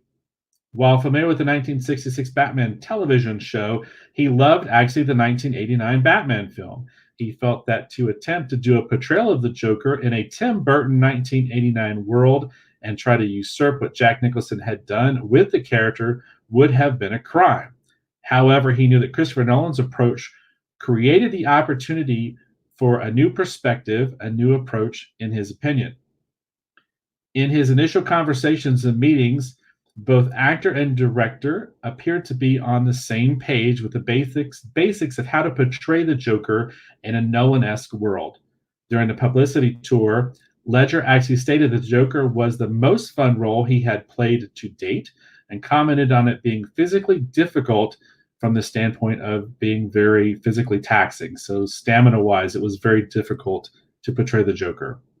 The makeup for Ledger's Joker was at the heart of the inspiration for it actually came from Francis Bacon's paintings. The smeared, distorted look of those paintings was very much something that they were trying to achieve. He would sometimes actually apply the makeup himself and felt that this would help inform his performance. In fact, in certain scenes, the makeup can actually still be seen on Ledger's fingertips from having applied the makeup before doing a scene. During prep, costume fittings, and rehearsals, he kept his approach very mysterious and understated. Only later in the process during filming the actual scenes did he actually reveal his approach, always attempting to maintain an air of mystery and unpredictability about the character. Nolan does mention that Heath intentionally was as concerned with the physicality as well as the internal motivation and calls out silent films as something they were both aware of. Does this harken back to The Man Who Laughs? I am uncertain, yet think that there might have been at least a bit of possibility, in my humble opinion. Tragically and unfortunately, as we all know, Heath Ledger did not live to see the total impact his performance would have on the film, its enduring legacy, or get to personally receive his Oscar for Best Supporting Actor in 2009. Heath Ledger's Joker remains to this day, in my opinion, easily one of the best villains of all time, as commanding as Max von Sydow's being the Merciless and Flash Gordon, as scene-chewing and electric as Nicholson's Joker, and as calculating and terrifying as Anthony Hopkins' Hannibal Lecter from Silence of the Lambs. So tell me, Dr. Strange, how do you feel about Heath Ledger's portrayal of the Joker as we see in the film The Dark Knight? Well, I believe we get to see a version of the Joker that not many people got to see in the animated series. We got to see one that was more, because in the animated series he couldn't like really kill per se, but in this movie he could kill, and one of the first things he does, he shows us a magic trick with a pencil. Yes. And people were dropping left and right, and it was, yes, this was a really, really, really good Joker, and personally one of my favorite portrayals. I mean, he had the insanity, he had the anarchist, but he was highly, highly intelligent. And he had a plan, and he stuck through the plan. And just seeing how smart and intelligent the Joker was, that was really, really nice to see, because he is, I mean, my patient is highly intelligent, just, you know, a maniac. He wants to kill everything and watch the world burn. But he'll do it in a precise way that means more to him. Because he doesn't care about anybody else, really. He just, well, except for Batman. The love for Interesting. Batman is still there in this movie. Yes, absolutely. Interesting. So tell me, Eric, how do you feel about Heath Ledger's portrayal of the Joker from The Dark Knight? Well, it's funny, you know. You talked about how there were people that were upset when Heath Ledger was cast as the Joker. This person was one of them. I was like, I can't see that. I'm trying to remember what it is that was sort of the definitive Heath Ledger performance up to that point for me, because I was familiar with Heath Ledger, but I actually hadn't seen a lot of his, I think, bigger movies. I hadn't seen Brokeback Mountain. I hadn't seen the Knight's Tale. I think the Knight movie. That I saw that much later. That one's So good. I hadn't seen that though prior to this performance, and I'm trying to think what was the definitive. I hadn't seen Monsters Ball either before I saw this. I saw those all later. I'm trying to think what it is that I saw that sort of defined Heath Ledger for me, and I can't remember what it was. I think I just thought of him as a pretty boy. I think that's a fair assessment, you know. And so I thought, how the heck is he gonna do this? And it didn't seem like it was possible to me. So when I first heard the announcement, I was one of those people. I was one of those fans, like, no, this is gonna be terrible. Bring Jack Nicholson back, you know, or better yet, let's have Mark Hamill do it. You know, I think that was I think what I was thinking was, why not have Mark Hamill do it? I think that's actually what my mentality was at the time. But I was quickly proven wrong. This version of the Joker is probably, with the exception of Joaquin Phoenix, but you know, it's almost apples and oranges when I compare him to Joaquin Phoenix and his portrayal. I mean, it's almost apples and oranges because they are different portrayals. They're very, very different. And one of the things that Dr. Strange talked about was that what's really neat, or what I really like in terms of the writing, is that this Joker is still a criminal mastermind. This Joker still thinks big. That's in high contrast to the Joker, to Joaquin Phoenix's Joker. But this one is a criminal mastermind, and he has a plan. He has a very devious plan. And he essentially beats Batman. He essentially beats him. Batman kind of has to cheat to win. And so it's I love that. I love the writing. This is probably my favorite live action Batman movie, is Dark Knight. I think the way that the Batman is depicted in this is also amazing. The performance of Batman is amazing in this. But all around, Heath Ledger's performance is just so captivating. It's just so raw. It's so it just works on so many levels, and it gives us, to me, what's a very kind of different version of the Joker, but still true to the source material.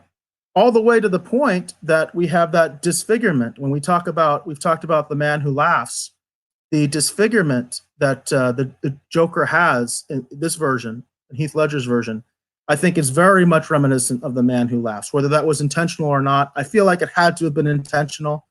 Maybe they took it from Jack Nicholson's Joker because he was also disfigured, but I'm sure Jack Nicholson's Joker, and with Tim Burton's background, that came from The Man Who Laughed. So it works on a lot of different levels. It works on a lot of different levels. Bobby mentioned that he thought maybe I was thinking of Patriot as I think a definitive version of Heath Ledger.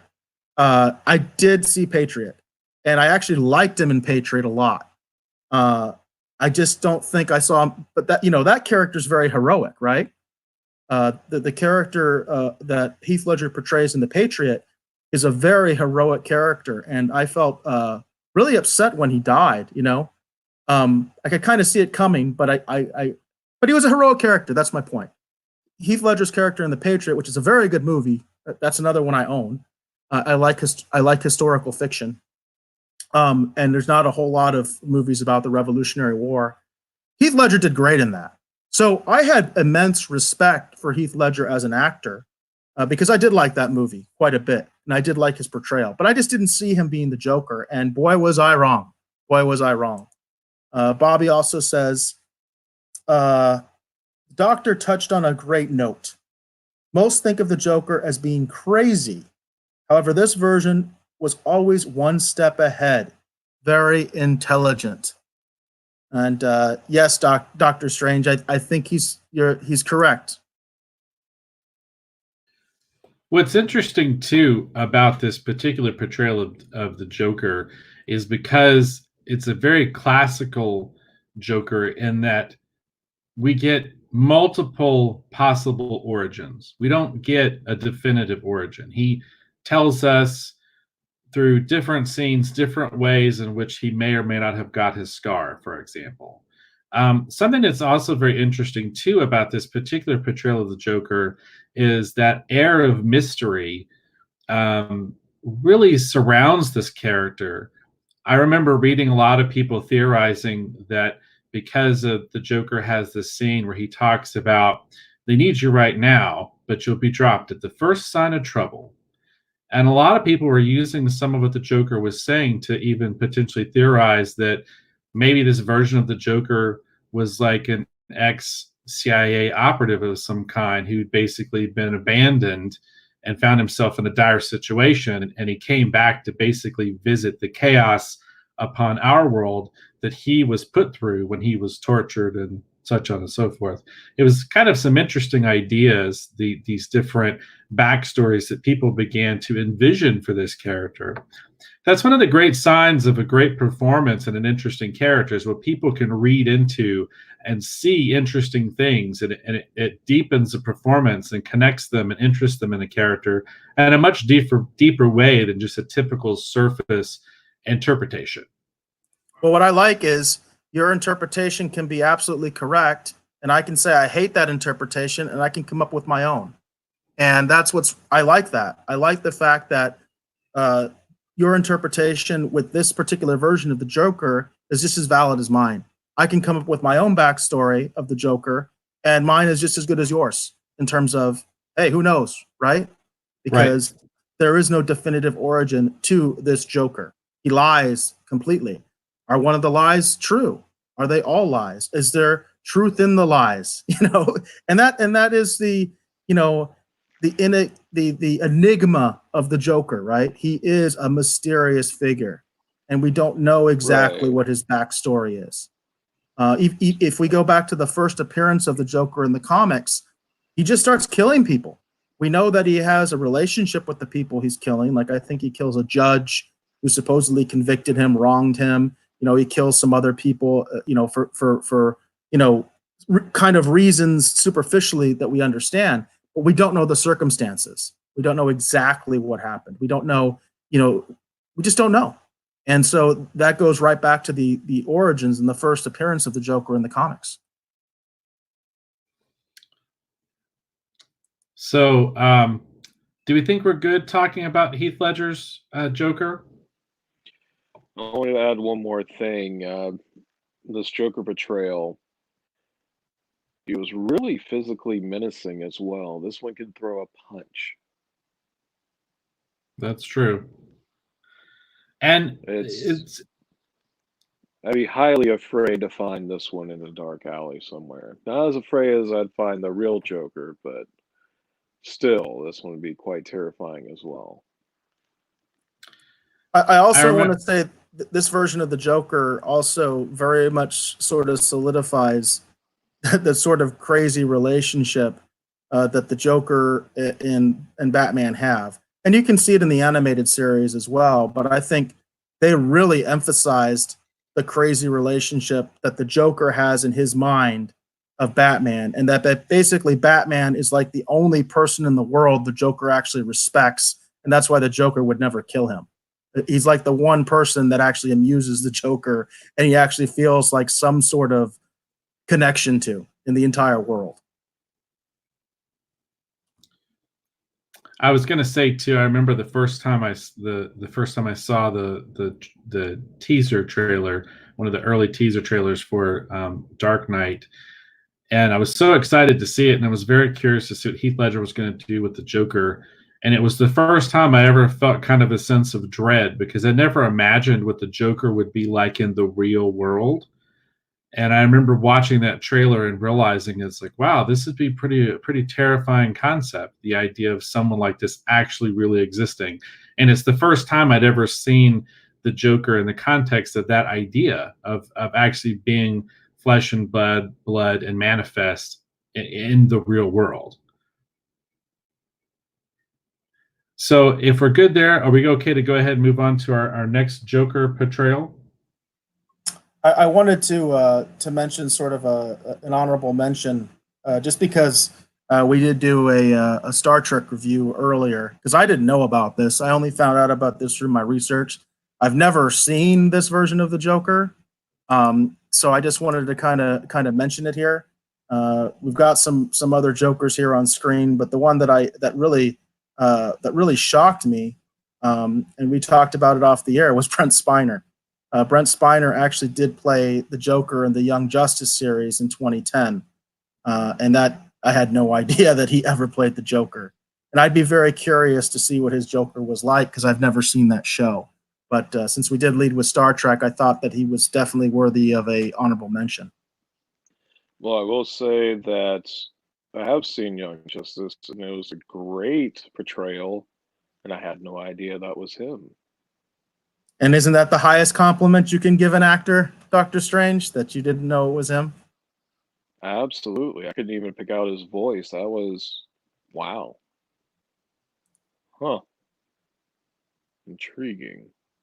Yeah, I definitely want I want to check this one out because I've never seen it, and I definitely want to check this one out. Highly recommended. Young Justice is a great series. Very cool.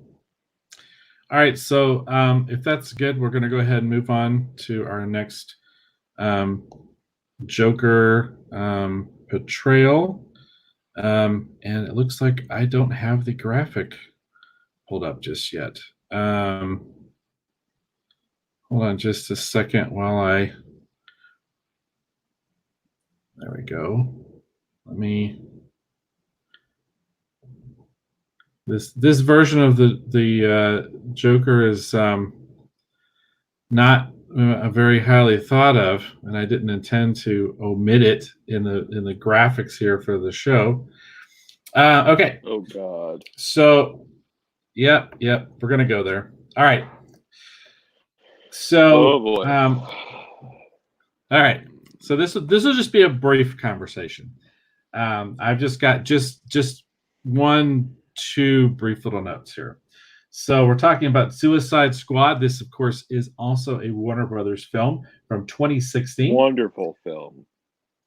Yeah, I kind of like the movie. I know a lot of people don't, but to be quite clear, there is not enough of Jared Leto's Joker in the movie to truly compare it to these other portrayals. And while it's quite the thing at times to diss on his performance, I often feel at times it's maybe a bit unfair.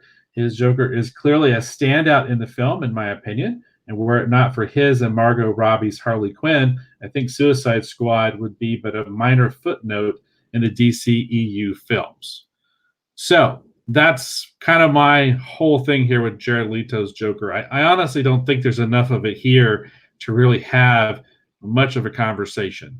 I didn't really hate what he did with the Joker in the film, but I also feel like there's not enough of a sample size here to really get a sense for what his Joker would have been had he actually been able to, be more present in a 2-hour film. So that is pretty much my whole take on Jared Leto's Joker. I don't hate it, but I don't think there's enough here to really delve too deeply into it either. Tell me, Dr. Strange, how do you feel about Jared Leto's turn as the Joker in Suicide Squad? Well, first I want to say hello to Man of Sam that says hello. Hello back. But as far as Leto's performance, he really didn't have enough screen time, like you said. And really, we didn't know much about the character or why he got the tattoos. I mean, I don't know why he looked like a Hot Topic, version of Joker. But aside from that, that was a paid tie-in to Hot Topic, I believe. Yeah, I can see that. But I mean, it's just like the tattoos, the grill's a bit much. I think if they just would have taken the gold or silver teeth or something like that, like even if they had been just dentures, like maybe Batman knocked all of his teeth out and that's why he had those, like maybe it was like attack dentures or something, I don't know. But it was more like a gangster, like as in terms of like the cartel. He's more like a cartel version of Joker, if that makes any sense.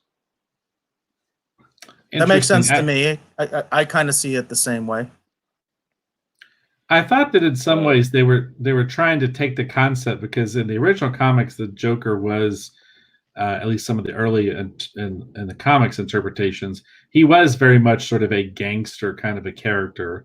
And I did feel like they were trying to take that concept and that idea and try to update it to make it a more modern, contemporary gangster. And I felt like that at times it succeeded and failed all in the same breath. But like I said, I also feel like that, well, even it's the thing sometimes to just upon this particular version of the Joker, I honestly don't feel like that there's enough here to really have too much of a conversation about it. It's an interesting footnote, but and an interesting film, I think. But I do think, too, that Jared Leto's performance in this film is one of the standouts. It's one of the things that people were talking about. Absolutely. And the thing is, personally, I want to see more. I want to see what could have been, like what was he going to bring to the table for the Joker? That's what I personally wanted to see.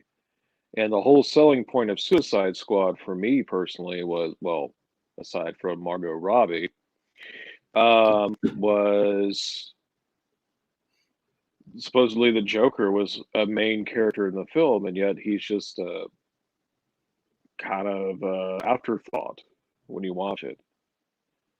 It's just bad. It was bad. Well, that's for a whole another episode if you want to get talking about Suicide Squad and everything that they did wrong. But yeah, the concept of the Suicide Squad is very interesting. I'm very curious to see what James Gunn is going to do with his particular incarnation of it. Me too. So I think it might be.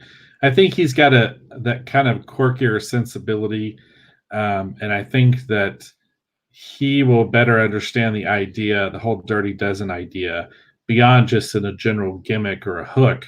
I think he'll better understand how to actually bring all these characters to light and have them, share time on screen and really kind of bring the best out of them, as well as the worst, because, they are villains at the end of the day. That is true. Cool.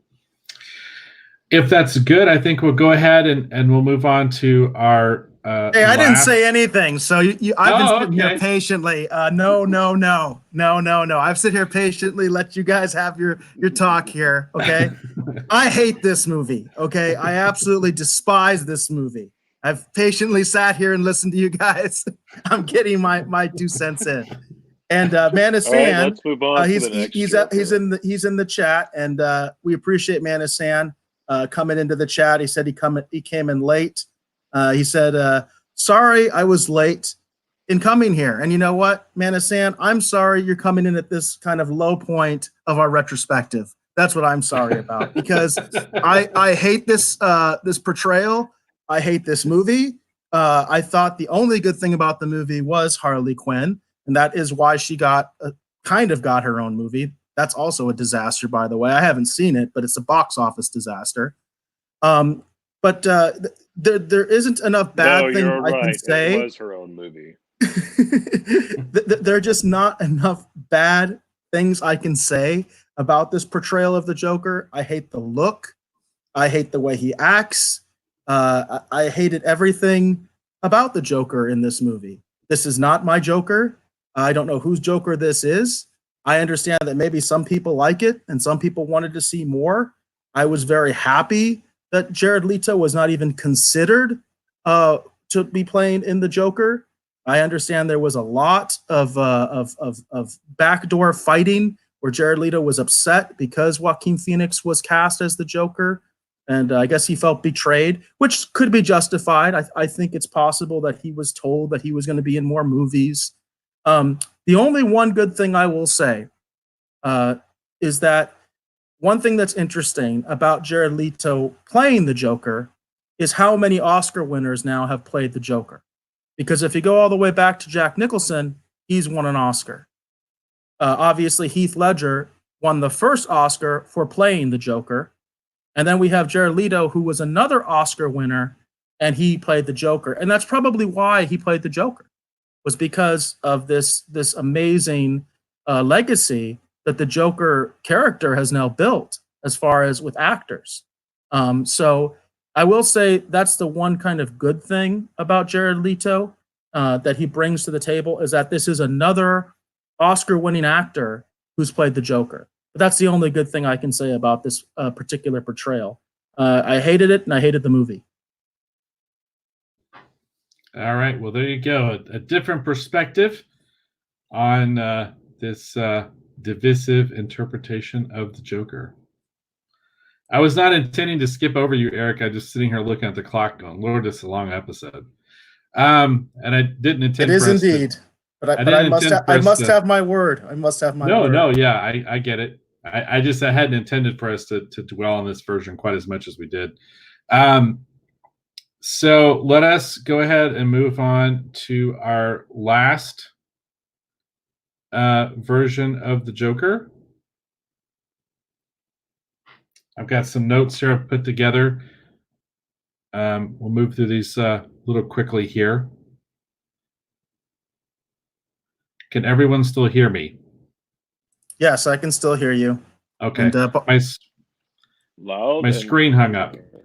All right. Okay, cool. All right. So let me get through my notes here real quick, and then we'll discuss this another Oscar turn for. Thank you, Mr. Chambers. Okay, and my screen just went dark on my computer. That's interesting. All right. If I drop out of the. We can see the image, though, so we can see the image of the Joker and all that stuff, and I can still hear you. So. Okay, I'm going to go ahead and get through these, and then I'm going to have to figure out what's going on with my computer here real quick. So I'll read these, and I'm going to let you guys go at it, okay? So this is The Joker. This is also from Warner Brothers. This is the film from 2019.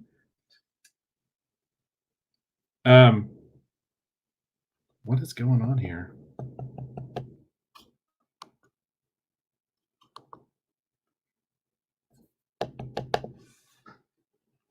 We lost your screen share. I can put up an image because I can go back to this People article, and I can find an image, I think, of the man.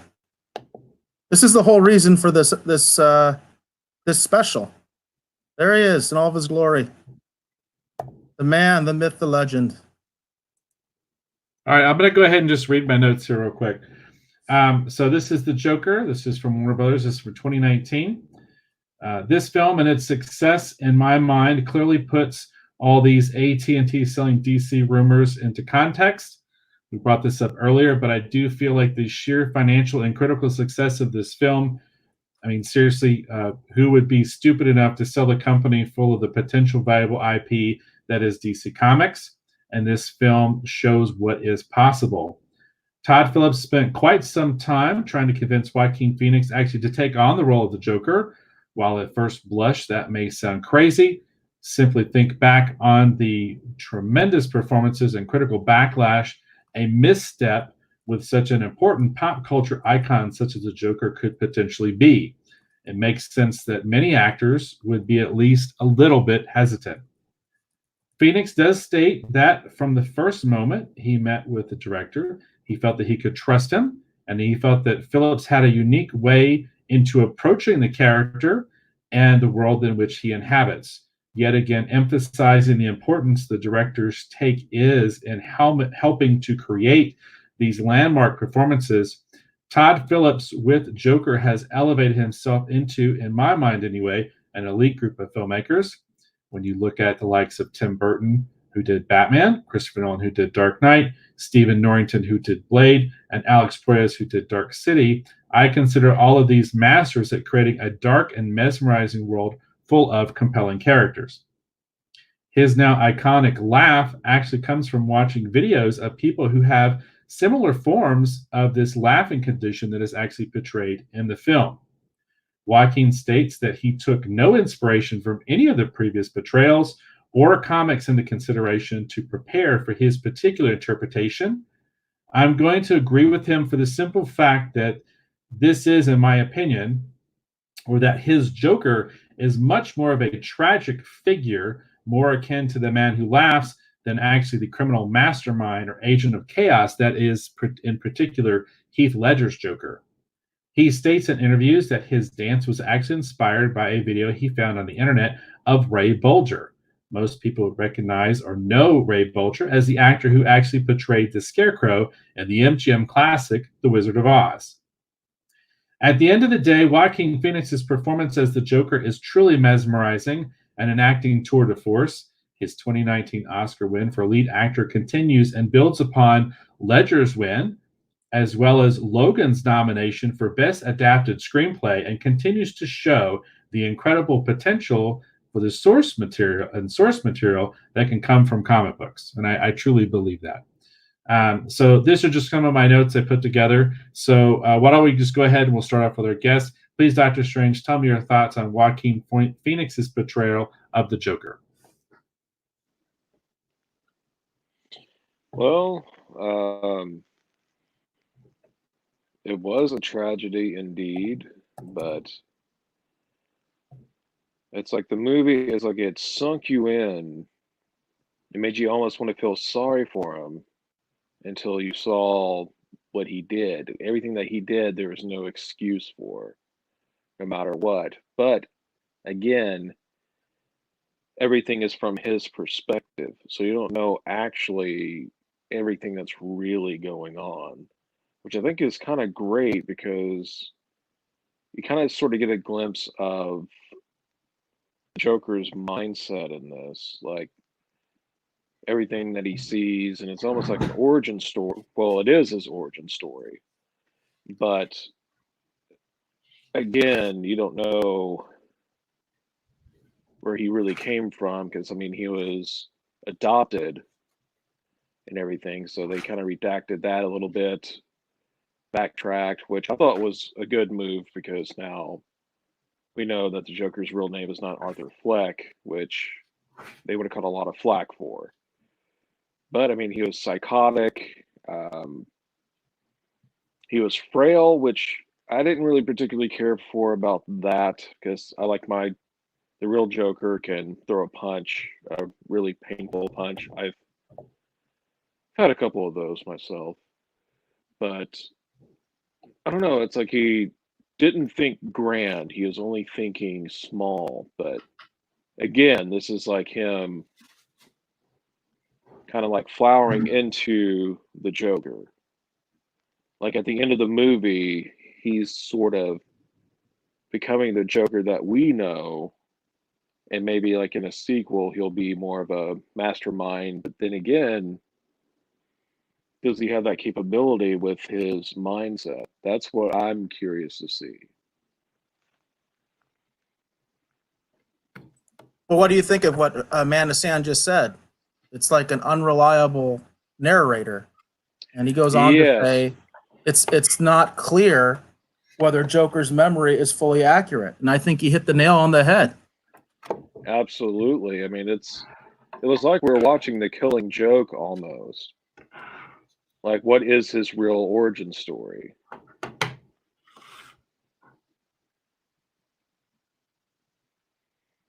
I couldn't agree more. I think that's the interesting aspect of this version of the Joker, because it really delves into the insanity of the Joker, and this is really you, Dr. Strange, being a professional and being in this field. This is, I'm sure, what a lot of your non-supervillain patients are like, the ones that suffer from schizophrenia. This is classic schizophrenia, I think, right? That's going on with this version of the Joker. Oh, absolutely. It's poor Jimmy, man. Yeah. But it's, I mean, absolutely. I mean, it's schizophrenia. He's seeing things that aren't there. He's believing. I mean, look at his forgot her name. Sorry, I haven't seen the movie in a minute. The girlfriend, the girl, girlfriend, the girlfriend, quote unquote, quote unquote. Yeah, quote unquote, for sure. It's like he thought he was seeing her everywhere that he went, but in the end of the movie, it's revealed she was never there. Exactly. So the things that he read, do you even know if that's what he actually read or not? That's the thing. It's like, do you know if he was adopted? Do you know if,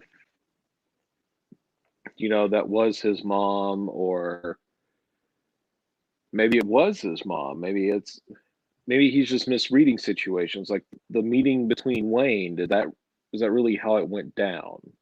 Right. It's, I guess, everything that you're seeing is how he perceived it. So I managed to work out my technical issues. I was just going to say it's an interesting concept because they've been talked about that they've been having a hard time figuring out a way to do a sequel to this film. And I was listening to the two of you talk, and an interesting way to actually look at this sequel would be if maybe he is an unreliable narrator actually trying to tell his own story, and the sequel is actually a different series of events that still lead to the same place. I love that. I love I would love like a point of view, as a child and everything like that.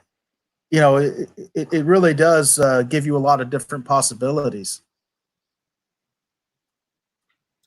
Absolutely. Yeah, we had a bit of a hang up there, Eric, so I don't know if you want to restate that.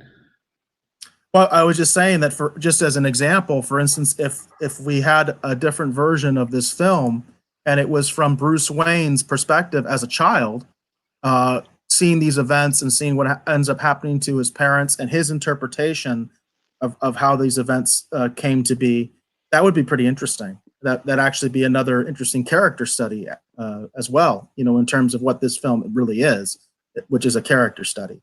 And so we don't get another Gotham, I'm fine with that. I'm with you there, Dr. Strange. I am definitely with you there as far as Gotham was something that I watched. I tried to get into it, and I unfortunately saw the last episode, which really upset me because that's not Batman. But I watched all the episodes until the last two. I did not even watch them. I binged it, and I was like, it was like a guilty pleasure. It was like watching a soap opera. Bobby Chambers says there is a rumor that he isn't the actual Joker. The Joker we know will be a sort of copycat villain that will be inspired by him.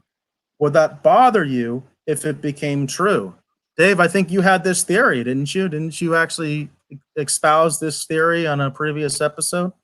Yes, I actually did it during our Joker review. I brought forth the concept of the three Jokers, which I think actually is it's interesting because with Didio's exit, I don't know if that project is still moving forward or not. It seems that there's a lot of changes, but there is this concept called the three Jokers, and the idea is that there is this original Joker that inspires the ones who come later, it's why the Joker appears to die and then always comes back from the dead, but that there's an initial first Joker that is sort of like an urban myth or a legend, kind of in the same vein as what they were trying to do with Batman in the original New 52. And this concept of the three Jokers was even heightened actually during the New 52 run of the Batman comics.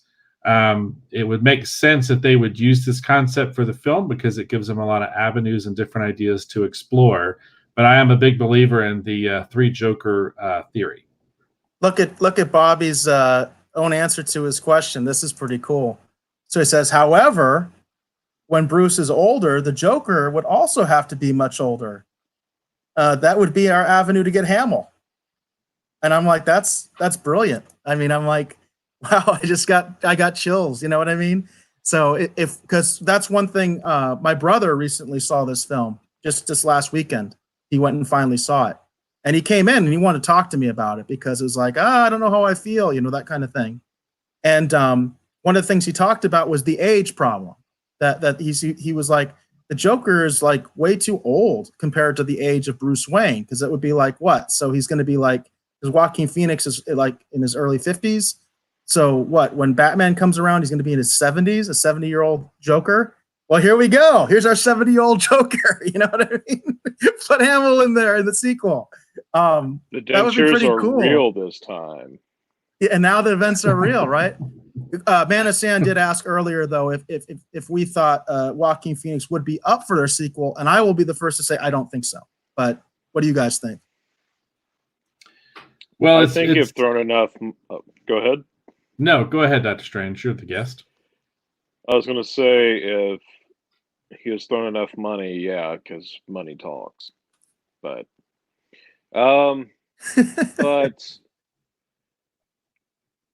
Joaquin Phoenix is an ordinary fellow, and unless he feels compelled by the script, I don't see him coming back.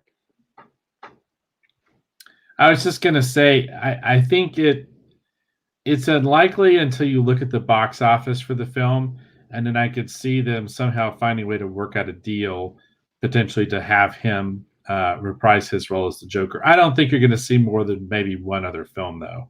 I don't know if he has the interest to, keep, like Robert Downey Jr. to keep coming back as Iron Man. I don't think that would necessarily be happening.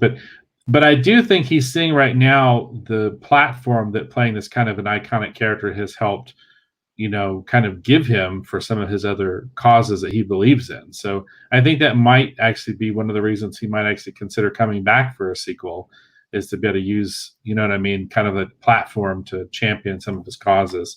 But no, I think maybe one more film, but I don't see like a third film or a series of films for Joaquin Phoenix as the Joker in the future.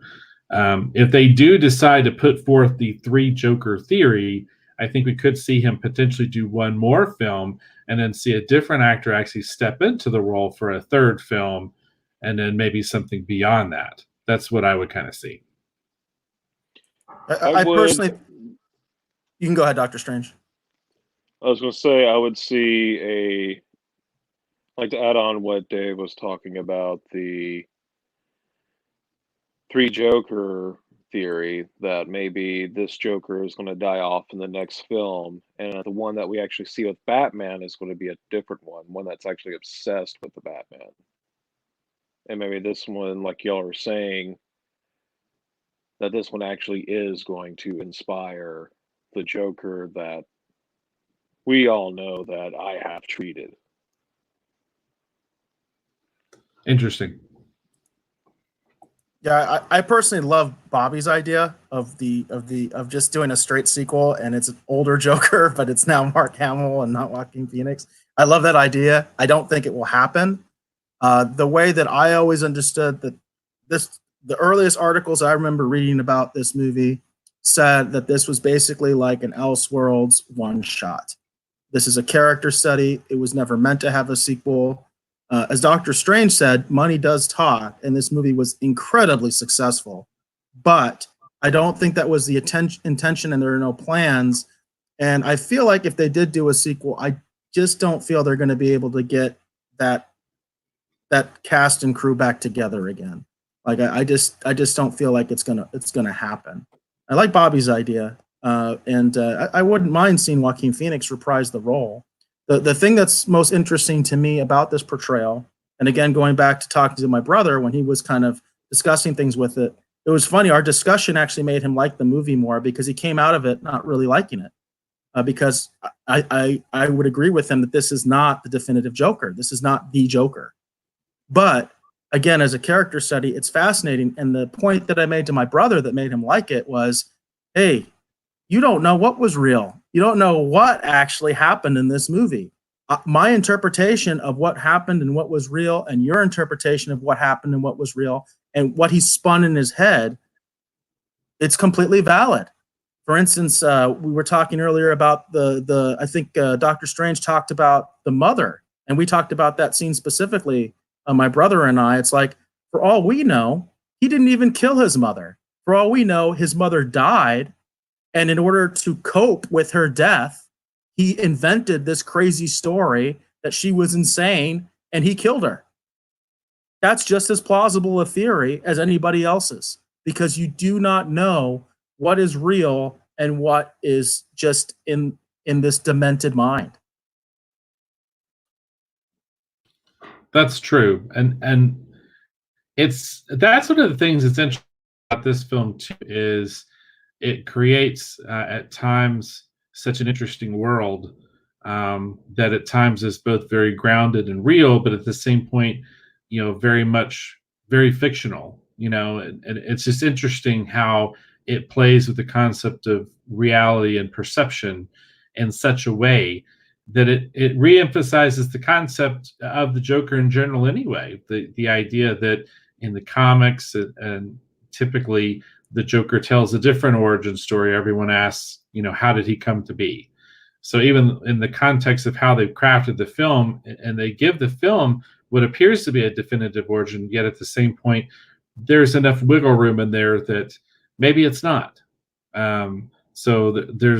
It's just a very well crafted film, just top to bottom, with tremendous performances actually all over the place. I think for me, that's still the big takeaway from this film. Is this film heightens the idea of the sheer potential of the source material, and how much there could be done with all these different characters. That actually come from comics, and the potential that they all represent at the end of the day. Yeah, I totally agree with you. And it's going to be a tough role for the next actor that takes on the Joker role. They've got quite big shoes to fill, literally. So. Yeah, literally. Do we think that's good for our second topic here? I'm good. Dr. Strange, did you have anything else? That'd be a negative. All right. Well, there you go. So I think we're going to see our way out of this episode. So let's go ahead and we'll start the outro here. Oh, Bobby did have one more thing. He said 3 Joker Theory and Flash Gordon episodes. You've given me a lot of homework, Dave. Thank you. Well, it's definitely just Flash, not Flash Gordon. But yeah, there's a lot of great content that surrounds a lot of these pop culture characters today. Whether you're talking about television, you're talking about the original comics, animated series, there's a lot of tremendous work that's been done over the years. If you enjoy this kind of genre entertainment, if this kind of genre entertainment is not your bailiwick or your cup of tea, then a lot of this other additional materials is maybe not for everyone. But for those of us that quite enjoy it, there's a lot of really great things to discover. And I'm always learning and discovering new and interesting things all the time. So we're glad to highlight some of these things, Bobby. That's kind of the point of the Retro Rogues at the end of the day, is hopefully bring light to some of these fun and interesting things that other people maybe haven't considered. Awesome. So I'm going to go ahead and start the outro here. So I want to thank you for hopefully watching and listening to this episode of the Retro Rogues Live. Again, my name is Dave Beatty. I've been one of your hosts. You can learn more about me, as well as find, as Eric called it, the hub of information for the Retro Rogues, whether you're looking for links to the audio show, whether you're looking for links to older episodes of the video show. You can watch or listen to all those on the website, as well as find links to social media and all these other kind of fun things as well. If you want to search other things out, there's tons of information, as well as a lot of artwork I've worked on over the years. You can see artwork from things like Batman Incorporated. You can see art from things like Red Skirts. Lots of sketch cards. All kinds of amazing and fun things can be found at my website. That's at davebeatty.com. That's www.davebeaty.com. I want to thank and express my gratitude to our special guest, Dr. Hugo Strange. It's been very entertaining. I'm glad that he's been here for the last 2 episodes. I'm very excited for his column that he is going to be writing for our new digital magazine. We are hoping to have that out, hopefully, towards the end of March, if all things go as planned. I want to thank you for being back on the show, Dr. Strange. Please tell our wonderful viewers, our wonderful listeners, where they may find something interesting that you enjoy on the interwebs. There are 2 things. The first one is called Turn the Page, which I have actually made an appearance on as well. You can find it on YouTube under that channel, Turn the Page. I actually had an encounter with Spider-Man Noir. It did not end well. I was in a coma for a week. And we also have Saturday Night Gaming, which I highly enjoy listening to. It's a bunch of people that gather around, play D&D and all kinds of other tabletop games you can listen to. Sometimes they review movies. Sometimes they're good ones. Sometimes they're Terminator Dark Fate. Or X-Men Dark Phoenix. Oh, God. Why did I think of that movie?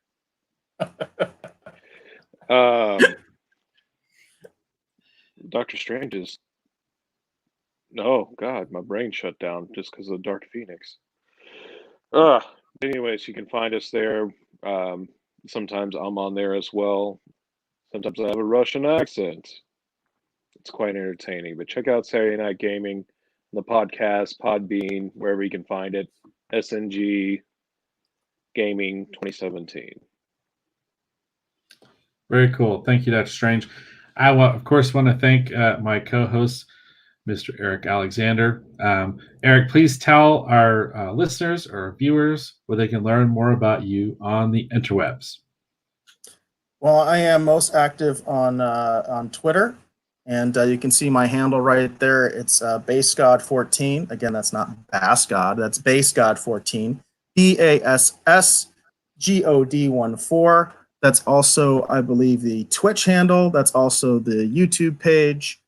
So if you want to, if you saw us on one of those other outlets, you can always check us out on that one.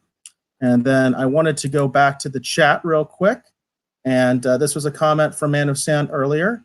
We are always happy to plug other people's content. And Man of Sand said, in about 2.5 hours, Anti-Trekker will be doing his live stream interview with the actor who played Icheb, the Borg kid on Star Trek Voyager. That was an FYI. I responded to him that, hey, Orville Nation did an interview with him. And he said, yes, EJ from Orville Nation, he's the one who set up the interview for Anti-Trekker. And I think with that, we will leave our viewers with the last word.